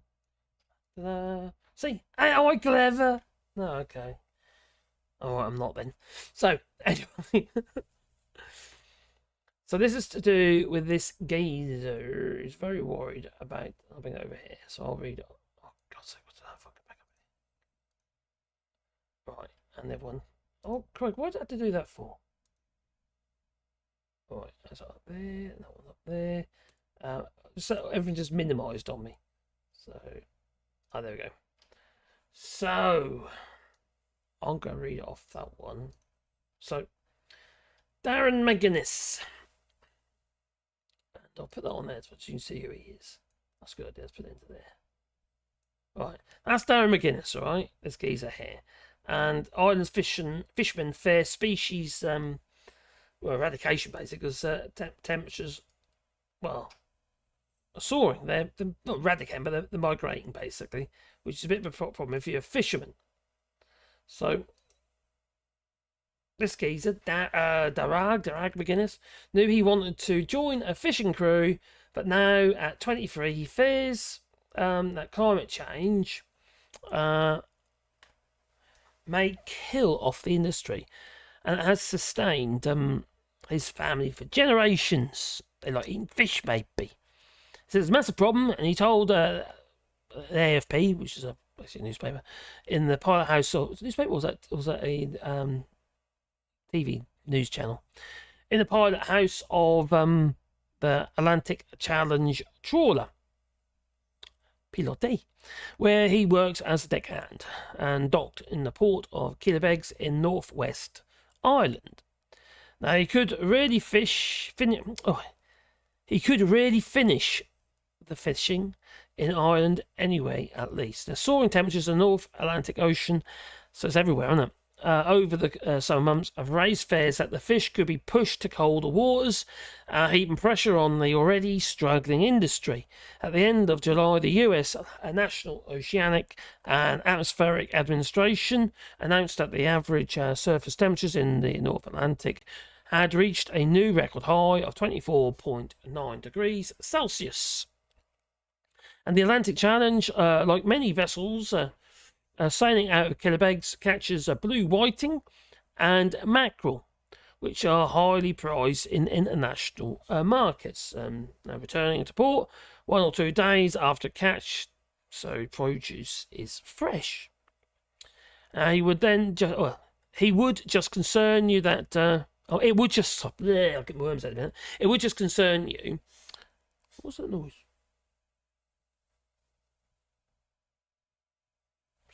Anyway, it would just concern you that you would be pushed further. It would just concern you that you would be pushed further to far north, and then it wouldn't be viable to come back. Oh, I see. To Killybegs. My goodness, explained. Now, Sean O'Donoghue, chief executive of Killybegs Fishermen Organisation, said that climate change was having a dramatic effect on white fish stocks, such as cod, which preferred cold waters. So they're very, very worried. And quite frankly, so they should be. Because it's not doing good, is it? No. I'm back in the chat. Where's the chat gone? Oh, I'll tell us that chat's gone. Oh, crikey, which one is that one? There we go. Everything's minimised. Pooters, eh? Pooters, what they like. Top Smoke, hello Top Smoke. Sorry, mate, I fell asleep and somehow a different bias playlist was on, so I'd been subliminally listening to Acid Fill for 3 hours. For some reason, thinking about joining the lab. I'm not saying that. No, you caught me out there, Top Smoke. I'll get told off again.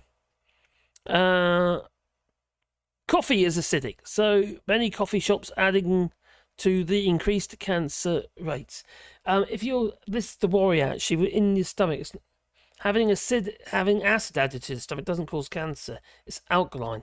That's one of the worries. You got higher cancer rate if you've got if you have periods of alkaline stomach. You know, you get neutral 7, isn't it? And Caroline's was ranged between 7.2, 7.4 to 7.6 it was. So very rarely was it going into the acids, which is a bit of an issue. Marcus topics. Topics? What topics? There we come. Hydrochloride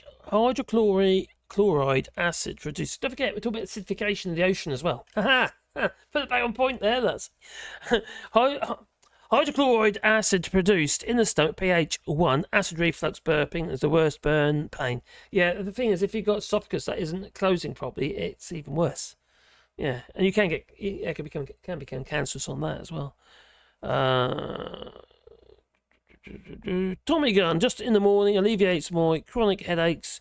Yeah, caffeine actually, if anyone didn't know this, coffee can, it relax the veins in your brain, when in your head. Well, Caroline, she suffers with migraines, and she has a coffee and it gets rid of the migraine. And it was the nurse actually when she was in the hospital when she had her sepsis is what who put her onto that, and it worked. So yeah, I didn't know that. I thought it caused headaches, but no. In Umeå, fishermen who waste their money on drugs and booze. Oh dear. Looks like he's hiding shrimps in his pocket. It might be. What has happened during the last days in the UK? Well, basically, they've all been raiding the cenotaph. They climbed the cenotaph. They tied a rope to the top of the cenotaph. And a load of mobs, led by Suella Braverman, they pulled it over. The cenotaph, that is. Yeah. Okay, I made that up. But might as well have done. How's your weight loss going? Actually, I'm doing quite well. I've lost 4 kilos, so it's not bad. Yeah. It's, what's it, 2 weeks now? I think it's 2 weeks. So 4 kilos in 2 weeks. It takes you about a week to get into keto, so I should be, I haven't checked yet, but I should be in keto now. So, it's an extremely boring diet, though. Without bread. I like bread. Can't have crisps either. I like crisps. Can't have them. They're like my, yeah. They're my kryptonite crisps are. Avoid sweeteners. Sucralose is bleach. What's bleach? Bleach combined with sugar. I stopped drinking coffee when I gave up booze a few months ago. I hadn't had booze for a couple of weeks now, so doing quite well with that. Doesn't bother me. I haven't even thought about it, to be honest. Apart from when I walk past the booze aisle in the supermarket, that's usually an issue. Although my shopping has got a lot cheaper, even though I'm having to buy more meat and stuff like that, which isn't very cheap, is it? So that's one compensates the other. So Thomas, my son, was fishing off Kodiak Island this year on a remote island for a small outfit. And if it's a remote island somewhere, I expect there's plenty of fish. Not around the UK, though. The fish having to dodge the turds, as they are. Blimey, it's everywhere it is. There's poop everywhere.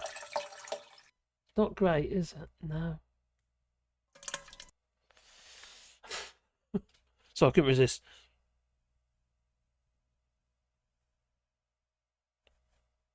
Oh, you see it in my face, can you? Oh, okay. I was getting a bit of a chin, wasn't I? To say the least. But I definitely had to do something. I did lose about 20 kilos last time I did it. Whether I do it, lose 20 kilos again, I don't know. So I'm a yo-yoer. That's me. So where was I anyway? I lose my voice now, don't I? So where's that gone over there? Can't see what's going on there. Don't forget, if you want to support the channel, you can do that on Patreon to buy a copy. Also, there's super chat down below. But please boot the old like button. That helps the channel, you know. So, oh dear. Alright, so where were we? Now, this isn't something we kind of is a recent event. It's been going for some while. We knew about it for a long, long time.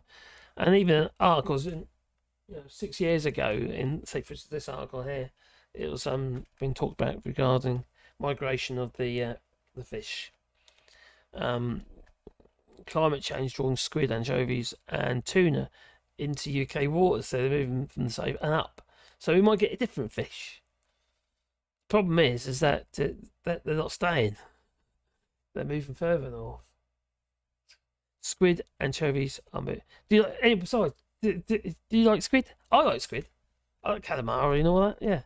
As long as it's cooked properly. Otherwise, it's like little rubbery rings, which are horrible.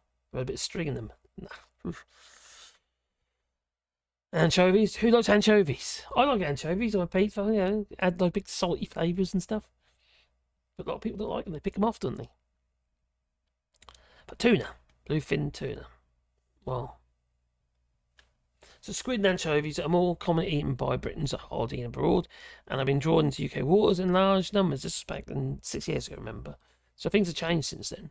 According to a major new report that suggests that the nation's long-lost bluefin tuna is also returning. However, global warming is harming seabirds, such as puffins, fulmars, and terns and razorbills, as the fish they rely on, such as the food source, such as the mackerel and the heron and what have you, are all buggering off. That they are. An analysis of the impact of climate on the UK seas, which draws on the work of 400 scientists, found a steady rise in water temperatures. So that ain't very helpful, is it? But it don't end there. No. Where was I? No. I need the other one up here. Oh, here we go. Right. Let's put that into there. So, now, obviously, if we want to counter this issue, we need to try to counter this issue. We need to do more regarding, save the planet and all that. A bit late, I know, but it's not very helpful when, the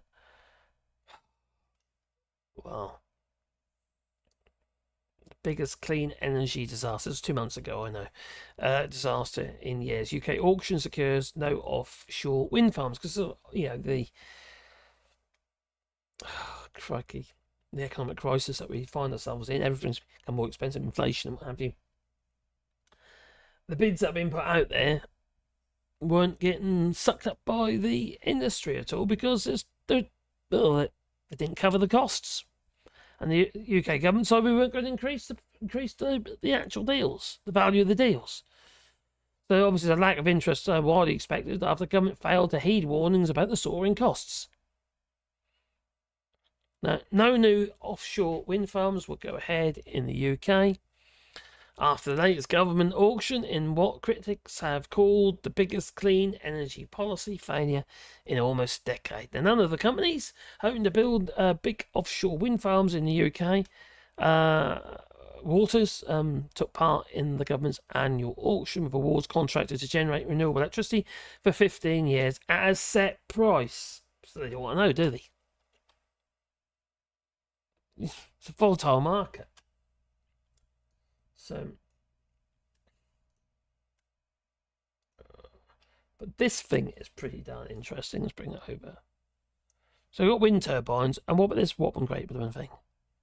It looks like a little, I don't know, it looks like a jet, doesn't it? But it's not. It's actually a tidal generator to get put in the sea. But look at the size of it. They reckon it could power a small town. So, very clever stuff. The thing is, you see, people whinge about the tide, about the wind, don't they? It's not always blowing now. It's always, you don't get an electric when the wind's up, though. Nigel will tell you that. But tidals all the time. So the global movement of the seas through tidal streams and ocean currents generate a rich supply of energy that may be transformed into dependent and local renewable energy source. Aiming to further this mission, a Swedish firm, Minesto, has now completed an onshore testing of its 1.2 megawatt Dragon 12 tidal energy kite system. Looks like a glider to me. And the system will be directly transferred to the Faroe Islands in Denmark for installation and commissioning. The Minesto was established in 2007 as a spin-off from the Swedish aerospace company Saab. What happened to their cars, eh? Oh, crikey. Got the Saab 900 Turbo, if I remember rightly, wasn't it? Anyway. And since then, the Minesto has successfully developed its technology, holding 92 patents in 12 patent portfolios, covering all key markets. And Minesto successfully commissioned the first Dragon-class power plant in Vetmansen, whatever that is, in the Faroe Islands in 2022. But it's pretty cool. You know what I mean? That's what we should be doing. Not building more flipping nuclear power station. We more all this sort of stuff. Renewables. You know? Not stuff where you got waste products that are toxic. Blow you up. So, back into the chat. Right. What's the time anyway, Mr. Wolf? I'm going to do a bit more. I'll do it to 2 hours, so it'll be a Marcus hour. And then I'm going to clock off. So I don't know how long the channel's going to be going. I did say, I made a video earlier this year, didn't I? About whether or not I can keep it going. And I said that was like the last chance saloon, really. And it ain't looking good, so I wouldn't be surprised. In January, I'll have to really reconsider what I'm doing with it and whether or not I continue. I'll still do something on it, but whether I'll be uploading regular videos and stuff, I don't know. I'll be as and when I feel like it, or feel it's a topic I want to talk about. And the same apply to the live streams as well, probably. So we'll see. We'll see how it pans out. Where are we? Well, super chats, live chat. Okay, there we are. We learned in 1990 about tidal power technology. It's not new. It's been they've done experiments with like float things, flap them down with like a ratchet type generators and stuff. You know, this is old technology that no one wants to invest in because they just want to sell oil and gas and nuclear. Oh God, what else they want to do? There's power all around us. There's abundant. There's power everywhere. You know? But no, they want to just apply shitloads of carbon dioxide into the atmosphere. You see, these things, apart from a bit of maintenance, occasional maintenance, you don't have to do anything with them. You know, you just leave them out and they'll carry on producing. The wind turbines have been a massive success. The biggest problem we've got is actually getting the electricity from A to B. Now, if you look at local production, I can't remember what it was now. Let's do a quick search. Let's say, for instance, how many square miles? I'll do miles because, you know. How many square miles of solar do we need? Solar. To power the US, I'll do. No, let's do the world. Let's do the world. Right. Is that answering my question? I don't know. All.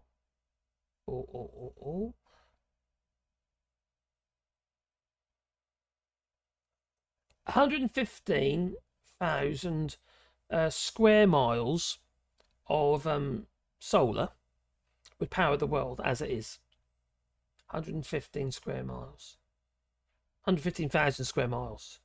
So I don't know what's it going to be. It's going to be billions of panels, I imagine. So let's have a look. What is it? 51 billion solar panels. That of 350-watt solar panels, so the same size that I've got in my garden.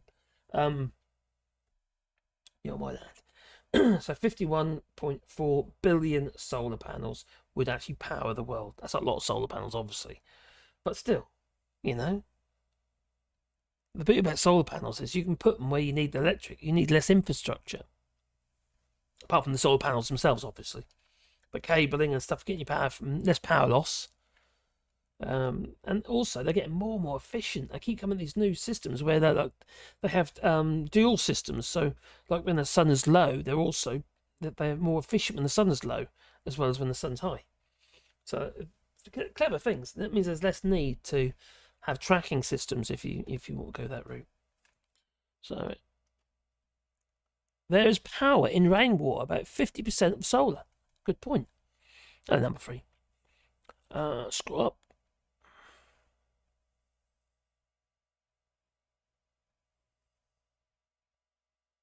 Put a sub EX Coupe. No, I ain't got time for that in a minute. Top spoke. Archimedes turbines are popping up here. Just one can power a whole house with minimal wind. Archimedes, are you talking about the vorts? I think you're talking about the vorts, aren't you? Which is the vertical wind turbines. So you've got the horts, which are the horizontal wind turbines, and then you've got the vorts, which are the vertical wind turbines. Now, I've made generators before. Resin bonded generators. Basically, you have 2 discs. You can actually make them out of an old, like a Volvo wheel disc, using the bearing and what have you of an old, the hub. And what you have is you have 2 discs, right?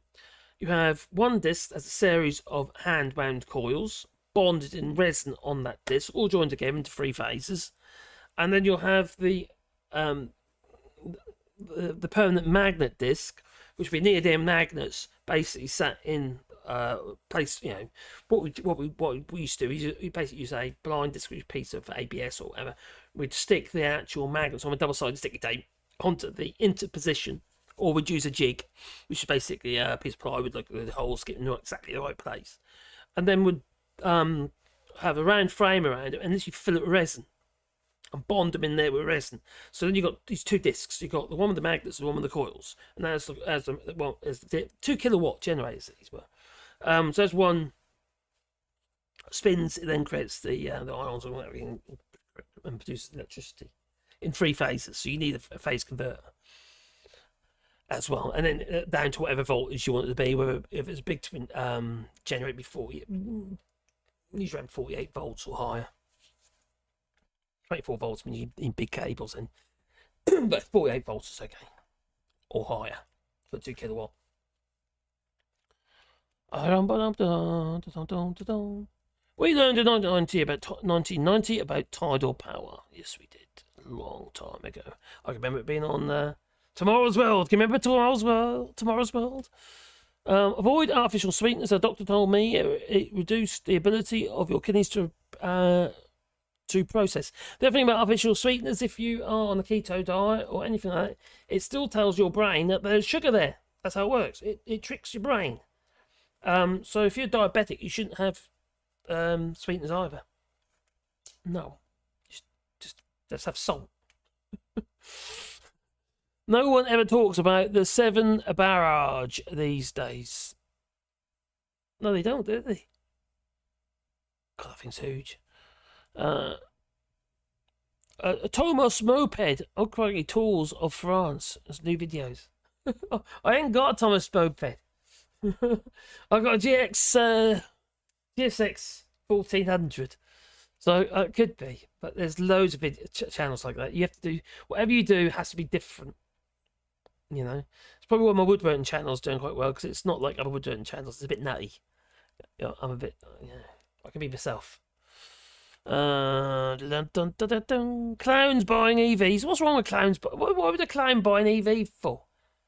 But they have clown cars, and besides, they've got big shoes.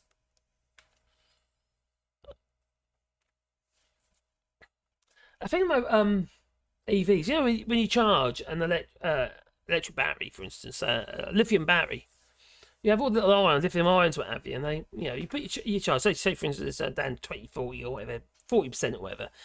That first, say up to 80%, charges really quickly. But the rest of it, to get to full from 80 to say 100, can take absolutely ages. It takes a lot longer. Because basically what these ions are trying to do, they're trying to find spaces to go. And as it fills up, it takes longer to find those spaces. So, anyway, it's a bit useless information for you.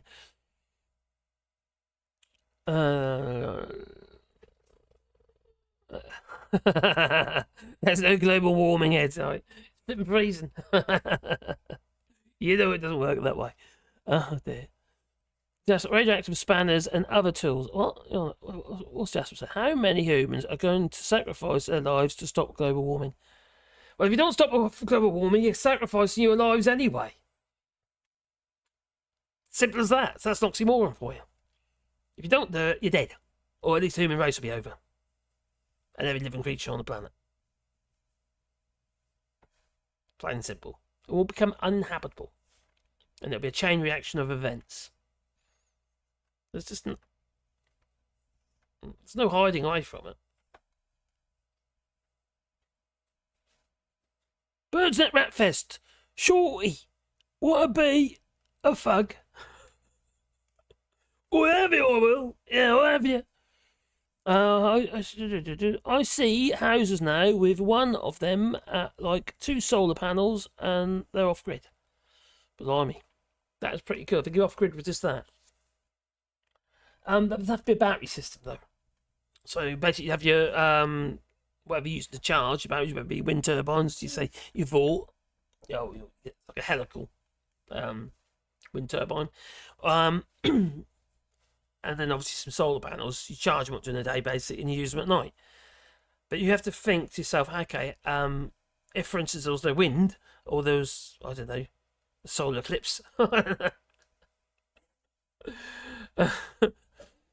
And for a long period of time, but then you've got to think about that and maybe say, okay, I don't know, 3 days, 4 days, 5 days a week, how much reserve power do I want to have? How many kilowatt hours of amp hours, of batteries do I need? Yes, Dora, what do you want me to? That's my dog, by the way. Right. Did Dora want a biscuit? You gonna try, or are you just gonna? Oh God, he's lazy. There. So yeah, you need obviously your battery systems and charging systems, and also ways of distributing that power for inverters and what have you to provide electricity in the house. And you've got to make sure it's up decent inverters. They need to be sine wave inverters, so the actual wave is, instead of having the being sort of square, it's literally like that. So you get a nice clean flow of electricity. You get what you pay for, basically. I don't know, radioactive spanners and other tools even, and they have to change them. Radioactive toolboxes. What's that all about? Down we come. We in the north. We on the north half. Hello, Slayer. We on the north half are reasonably protected. This can't be said for the south half, such as obviously Australia, and they often moan about the ozone layer holes they have. Yeah. Anyone near the equator, they're going to boil. Oh dear. GG6? What's that about? I think that's what they call a paradox. Yes. Hello, Gingers. 3, Marcus talking about it. Number 3, Marcus talking about it. I'm glad I missed it. Talking about what? What did I talk about? What, sex? I didn't talk about sex. I didn't talk about sex. What are you about? My dog is walked and fed. What I miss? Oh, now I get you. Yeah. Oh, okay. He's winding you up, Gingers. I did not talk about sex at all. Okay? I do that on the other channel. And OnlyFans. Are stars really bright, or are they satellites? Well, it's a bit of a mix now, isn't it? We're flipping Elon Musk, sticking all those flipping satellites up there. If you're somebody who likes the night sky, and you do a bit of astronomy and what have you. Now, if I had my old scope that I had in the UK and my observatory and stuff, and I had that over here, I would be pissed off. Because all you got is light pollution, not light pollution, but pollution in the skies. Flipping satellites everywhere. He's put hundreds of the blooming things up there, isn't he? Should be allowed. Bastard. I'm flying over Marcus' head yet again, which is nice. What are you flying over my head about? What have you said? You're losing me, are you? Probably. I've been searching for a clip from Tomorrow's World for years. Search and rescue helicopter flight control system. Company worked for, designed before I worked there. Few fellas on it explaining it. Oh, okay.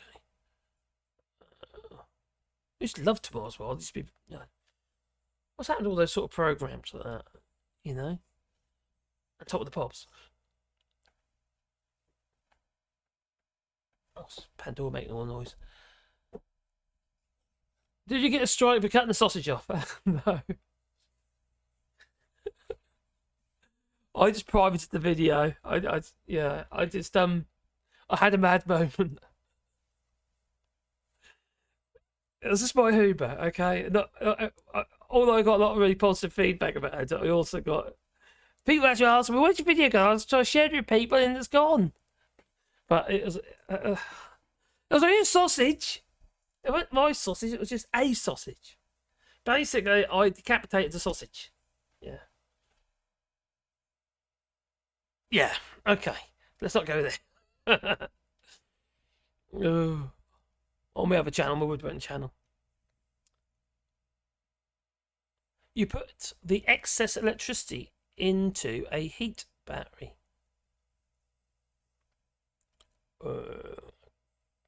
Now, if you, let's say, for instance, you charge your batteries up, you sold your wind turbines, what have you, you have to use the power. Anything that has a physical generator, you can't just allow it to spin like a mad thing and not use that power. It's not like solar where it's inert and you can just literally not use it. Nothing will happen.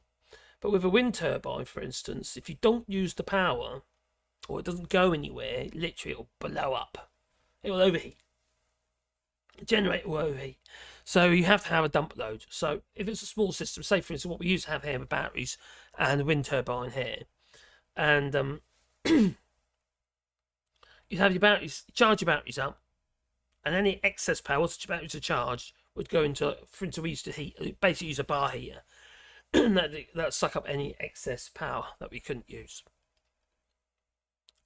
Tesla coils are the answer, most probably.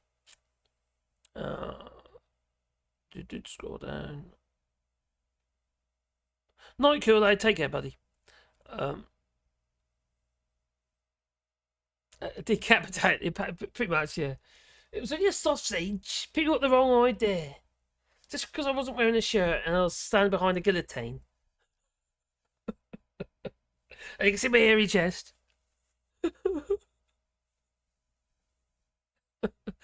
Oh, yeah. It's a mad, but basically it was taking the piss out of a particular saw manufacturer called SawStop, and they have a system where if it senses moisture or blood, the blade automatically retracts instantly. It's called SawStop. Really good system. Anyway, I had my own version. All shorts. Do you ever go to bed? Probably not. No, I'm terrible. Quite often, 2, maybe 3 o'clock in the morning, I go to bed.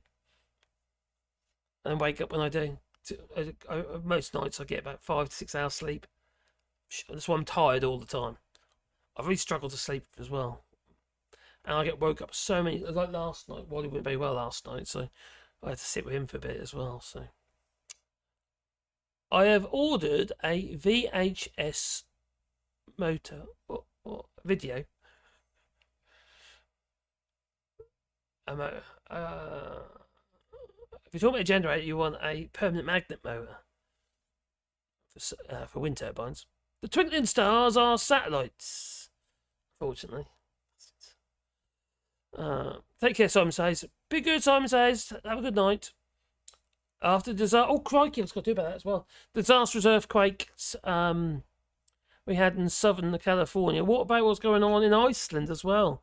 So they've got problems with volcanic magma pushing up and causing earthquakes. And I reckon they could lose, I can't remember the name of the place now, and they can lose a town or city or whatever. Pretty much disappear because of it. Big old holes. So, must be so frightening for people living there. You can find a thing called a night store, and they made, a night store that they were made by General Electric in the 80s and 90s. And they will store the heat until you need it in your wet. Well, it's a bit like a storage heater as well, isn't it? You could do that. So what you could actually do that directly with wind turbines. So say for instance you've got a night storage heat, like a storage heater. You could use your wind turbines to heat the storage heater up, and then it disperses the heat during the day. So you could do that, provided you can get enough power out of it. So if you had a 2 kilowatt one, yeah, night storage heater would work, wouldn't it? Don't know, well, they must be 2 kilowatts, I imagine.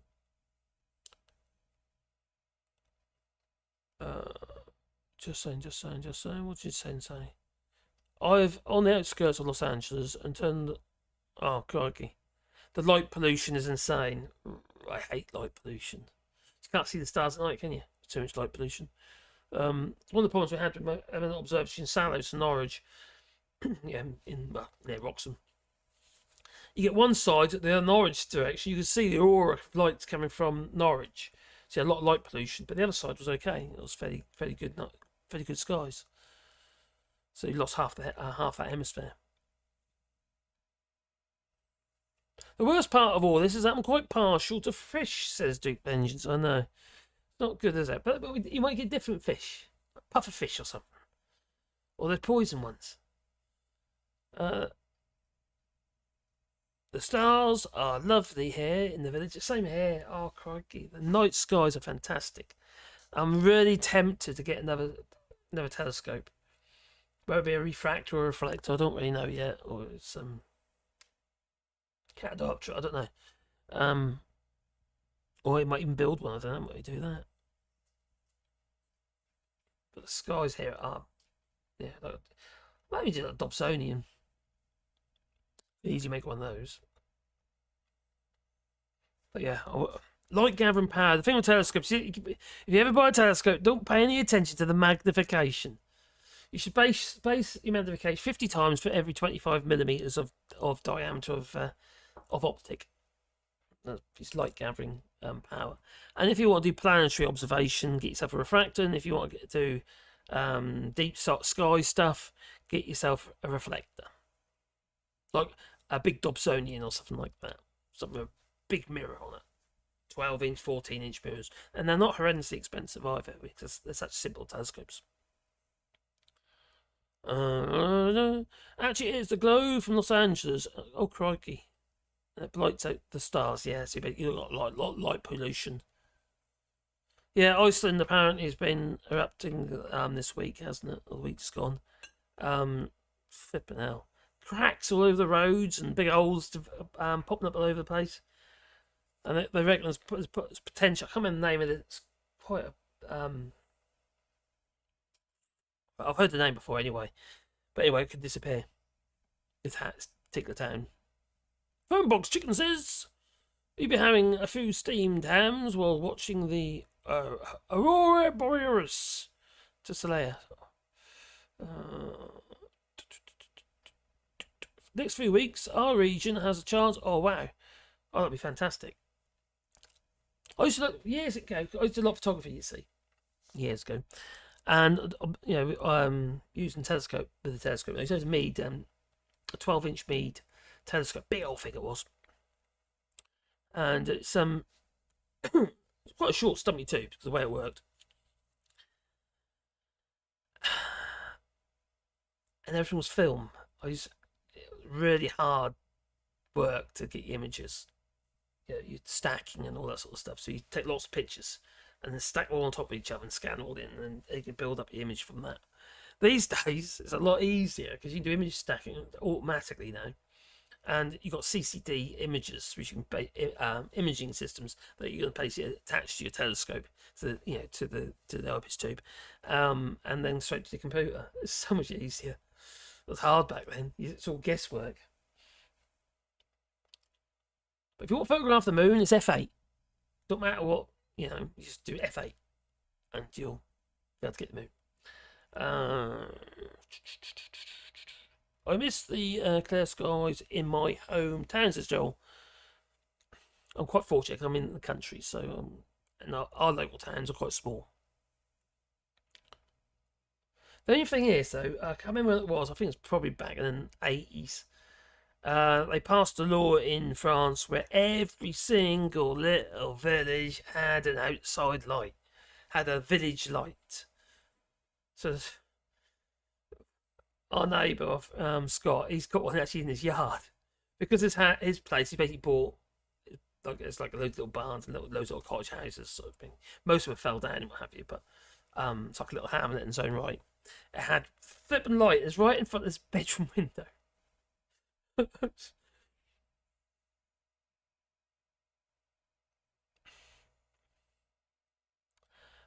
It's amazing sky on the Aberystwyth, I don't know how to pronounce that, to Shraggle, small road in Wales. At the highest hill, fabulous stars, and you can see the mountains of the East Island on a clear day, and Snowdonia Mountain on the far north. Oh, lovely. I'd love to go to Scotland. I've never really properly visited Scotland. I would like to do that one day.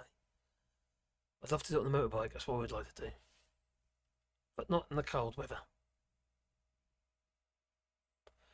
A Nikon PY100 or 1000 for the moon? Well, what I used to use, crikey. I used to use a lot of Canons at one time. That was digital then. Before that, when I was on film, I was using Olympus. I had Olympus 04 Ti. That's the one with the titanium body, and it had the multi-spot, 8-spot spot metering on it. It's a brilliant camera, but really compact. I love film cameras, and I'm quite tempted to get another one, to be honest. I've probably got one here still somewhere, packed away somewhere. Film cameras are just nice medium. And I still my own developing and printing on that, you see. And colour printing as well, Chrome. And so EP2, RA4, crikey, C41 for the film, Chrome, E6 processing as well. I used to do that's for transparencies as well. Chrome is for your it basically prints off transparencies. Crikey, and then obviously black and white printing and that as well on fibre paper. I used to love it, being there in the old dark room doing all the stuff. Colour could be a bit of a nightmare getting all your chemistry right and replenishing your chemistry, but the black and white is the way to go. It's just lovely, especially on fibre paper. Fantastic. Dodging it's real art form, it really is. Take care, Solo the cat. My bed is calling. Have you got a little bed stuck on the radiator, like hooked over a radiator or something? Have you, Solo the cat? The most fun we've had was when the Vulcan blah blah blah erupted in the 2010, and everyone tried to say the name, and it failed. Go to Scotland, Marcus. Live a little. Oh well, I need to get my money situation sorted out first, but yeah, it's something I would like to do. Oh, Scotland and Ireland actually come to that. So yeah, and the problem I've got at the moment is we've got dogs, and the dogs do limit us, and I will not put my dogs in kennels. So at the moment we will make do with the camper and take them around. Making do is quite fun, but explore the continent basically at the moment. But we will get to a point when we won't have the animals, and me and Carol have said that we will go do some touring. That's what we want to do. So yeah, I like underwater volcanoes when they make a new island. I like hollowed out volcanoes. That could be my lair. That's what I like. And I like sharks with lasers attached to their heads. Yeah. Okay. On that note. So anyway, I've gone over 2 hours now. I am going to call it a night because I am seriously losing my voice. There are other things I was going to talk about, but maybe I will leave them for another night. But I do apologise if I haven't been putting as many videos on. I have got videos scheduled in until Tuesday at the moment, and I will be putting more videos up, but as and when I can as well, because the channel is not doing very well. It really isn't. So I feel I've been shadow banned, so it's dying a death. So it's very depressing, actually, to be fair, because I cannot obviously afford to carry on like this, and I can't keep investing all my time into something that isn't keeping my head above water, you know. So there you go. So I'm going to call it for tonight. So I'm going to say ta-ta, and thank you everybody for joining us tonight. And maybe I'll go live again later, but it'll be a bit ad hoc. I'm going to stick with my Sundays at the moment. If I do Saturdays or a day during the week, it'll be a bit ad hoc as and when. But otherwise, it'll be on Sundays, and I'll upload videos, like I said, as and when a topic suits me, because I'm not going to be constantly I'm not going to be talking about Gaza, no, and I'm sure people had enough of it anyway. Well, it's all the time now. We're just getting bombarded with it, like we were with the war in Ukraine, and I know it's important what have you, but sometimes you need a break, you really do. So I am going to say ta-ta, and what can I leave you with? Okay, token Chinese kid. Mad Monk 33, that's what is it? No,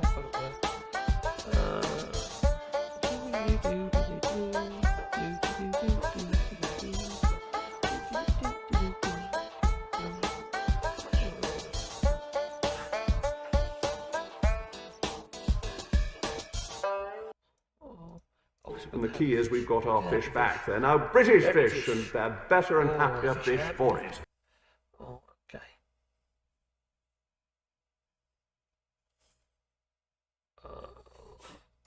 Tell you what, I've done that for a while. So anyway, I'm going to say ta-ta, you know, so ta-ta, toodaloo. Hello everybody.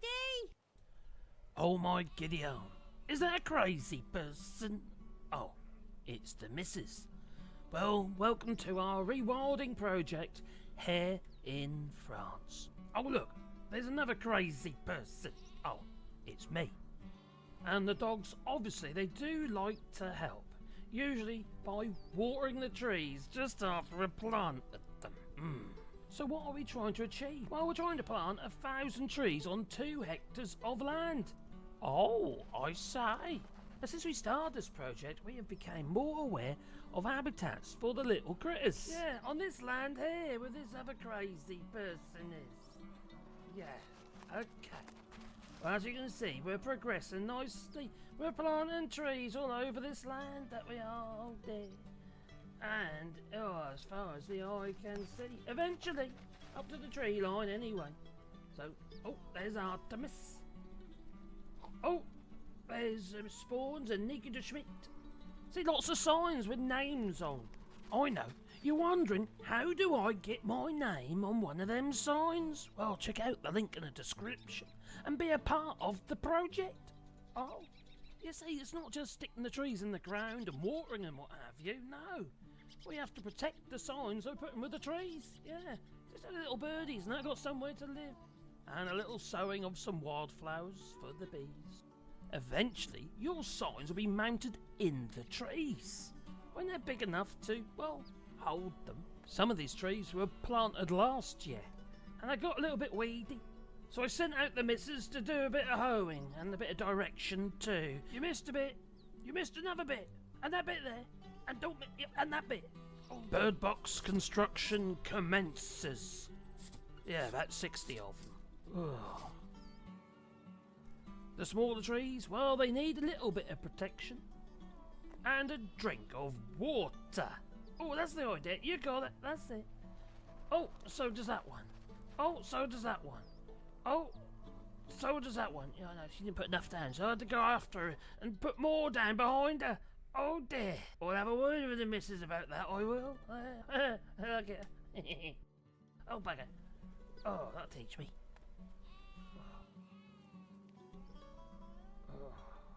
Now what? For every tree, as it matures, well, we need to keep the bases clear from weeds and what have you, and also little suckers. So here we are, making a sign, yeah. A wooden sign using the router. Oh, ain't they cool? Oh, look at that. Get the old dust out and sand the tops off. A little bit of paint now, maybe. Oh, there you go. A little bit of black. Oh, now I've got to wait. Oh, bugger. Oh, crikey. Oh, there we go. Oh, it's not there. I'm too impatient. Oh, let's sand it anyway. That'll do. Oh, there you go. We're not only buying trees from the local nursery, no, we're making our own, propagating them.